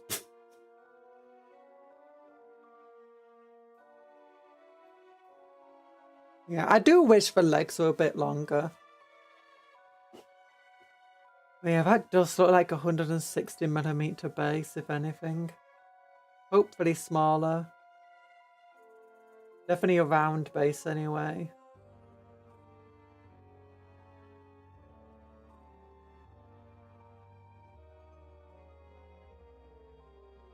It better be tougher to kill than the Defiler, because that's the other thing. It's on this big base. It can't move about. It's quite fragile. Even the Catan's got new rules. Will probably be like a Ballistus and Brutalis Dreadnought in one. Yeah, I'm thinking that will be something like it is. Once again, Soul Grinder is looking at this model like, am I a joke to you? Yeah. It doesn't look like it can have a Soul Grinder form unless they do announce it, like, it can be built as one. Is this one on fire in the background? Looks like it got blasted. Give Chaos space for Brass Scorpion. Oh, the Brass Scorpion. Beautiful model. Oh, do they even have it over here? They've removed a lot of the Forge World stuff from the Foot Decay thing. It's still in Legends, yeah. Yeah, we just type Brass Scorpion. Scorpion. Great to Brass Scorpion. Honestly, this is a surprisingly cheap model for Forge World. I love this paint scheme though. They could do with taking a new photo of it, my goodness. I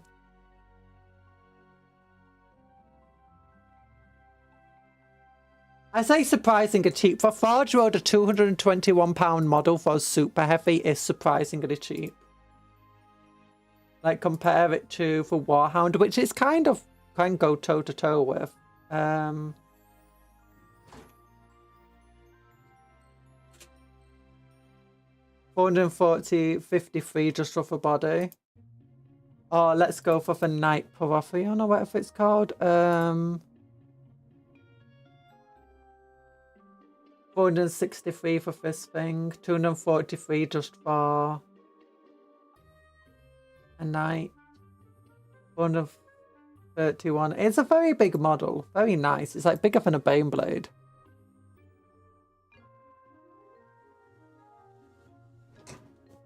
It's too big. Yeah, I think for Brass Scorpion, if a main issue is the panels, it's a bit too big. Like, it's bigger than a Baneblade. I know they've done some relatively big models now in plastic, but it's still on the very big side of what they would be able to do in plastic. Maybe they could do a smaller Scorpion.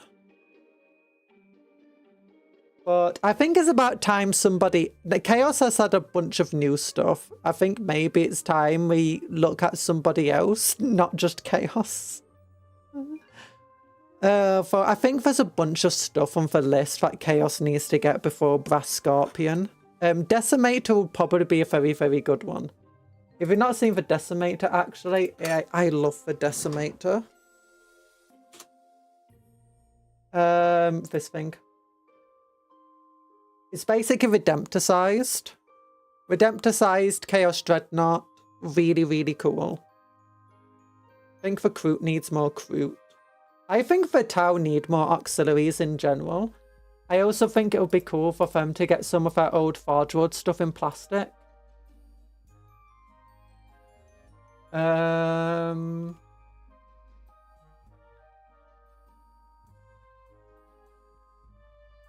It would be great if we could get the Monolith in plastic, mind you. Rather Monolith and Manta in plastic. I don't think we'll ever get the Manta in plastic, but I would love if we just bring the Manta back somehow. Somehow. This could come in plastic. We could definitely do... I think this is one of the reasons why they still sell it, just because I think they're planning to bring it back out in plastic. It's also a very staple of a lot of Tau art and of a lot of Tau stories. So it would be great to see this get a plastic and like decent rule set for Flyer. Another thing I think might come out in plastic eventually is... There's 2 flyers for the Imperium. I hope we get plastic releases for eventually. One is the Avenger Strike Fighter. This is actually almost worth taking in the Imperial Guard. It's actually one of the few fighters that, you know, is decent. You can actually take it and you wouldn't feel like it was a waste of points. The other one is this. I'm hoping these two we eventually get in plastic. 2026 is gonna be the year of chaos. They keep saying this each year and it hasn't happened yet. Ultra Smurfs, and only Smurfs, stay winning. I've already said it like once, and it was the year of chaos, and it's a financial year of chaos that they went with for some stupid reason. So it started in 2024 and ended halfway through 2026. And they did get a lot of chaos, because they're not just talking about 40k. They got loads of Age of Sigmar stuff came out and was announced. You had the Skaven, you had... The Skaven, the Maggot King got stuff. You had the Housemiths of Hashut, you had the Hedonites Knights of Sinesh. Also, don't forget, you had all the Old World Chaos stuff. The Year of Chaos had a lot of Chaos stuff if you don't, not just a 40k player. And even if you are a 40k player, you got the Emperor's Children. What else came out? You got the new World Eater stuff, new Emperor's Children stuff, new Chaos Space Marine stuff, new Chaos Knight. And oh, we got a new Death Guard stuff. And the new Thousand Suns stuff. Chaos did get a lot of cool stuff. And people forget that the Skaven are also Chaos. And they had like an entire range refresh. Yeah, I think the Year of Chaos was still very chaosy. I don't think they've even said this year's the Year of Chaos. Except maybe as a joke. For every new Chaos thing, 5 new Marines are made. Were the 5 new Marines? There were 5 combat patrols made. Although most of them were just, you know, old kits put into new combat patrols. Give us Eldar Exodites. You had a new Raven Guard character. Yeah, we need Eldar Exodites. That would be nice. I hear rumours about them, but I mean, GW's always designing and thinking about the various, you know, different factions that they could possibly release and make. And just because they're designing stuff doesn't necessarily mean it's ever going to be released. There's a lot of stuff they've designed and never got a release. Some of them, that's actually where a lot of the, you know, special edition models come from. It's original designs that were going to be something but were scrapped. You got a new Imperial Fist character, new Raven Guard character, a bunch of Ultramarine characters, new Iron Hand character,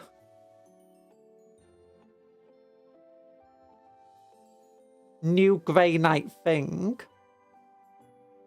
Black Templars got a new codex and a new character. 2 new characters, actually. Blood Angels, that was before the Year of Chaos.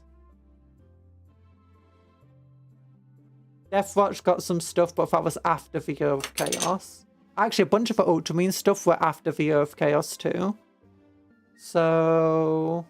yeah, actually, I think most of the new stuff people complained about were after the Year of Chaos.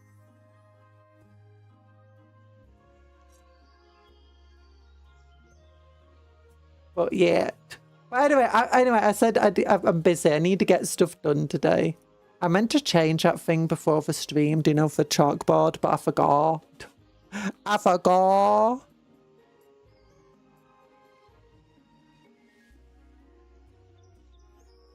So, yeah, for Drukai this year, maybe. Drukari. No, for Drukari. But do you know all those rich stuff that they just sold? Do you know that new combat patrol that's coming out next week? Yeah, for scrapping all of those models. Scrapping them. After everyone's bought them, that's going to be the last supply of it gone. And they're going to be like, yep, we're not printing them off again. That's all for today. Keep eating cupcakes. No! They want to be munched. No! They don't want to be munched. They're friends, not food. Stop motion gaming. You're a cupcake too. Look at your little cupcake down there. Look at your little cupcake down there. No, but it's... no. If you ask them to make anything for the Dark Eldar, there's a 99% chance that they're going to take away 5 more data sheets. They might give us 1 new data sheet in return, but for every data sheet they give us, 5 data sheets gone. Friends equal food. No, friends do not equal food. How can you say that?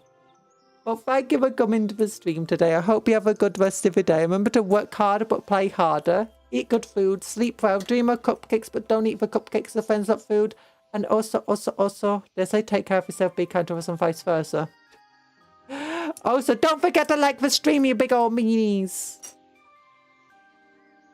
And if friends taste good, why not give them don't nibble your friends. No. It's bad. Against the law. Well, goodbye, everyone. Love you all. Whee! Ah! And don't forget to like the stream, you silly billies.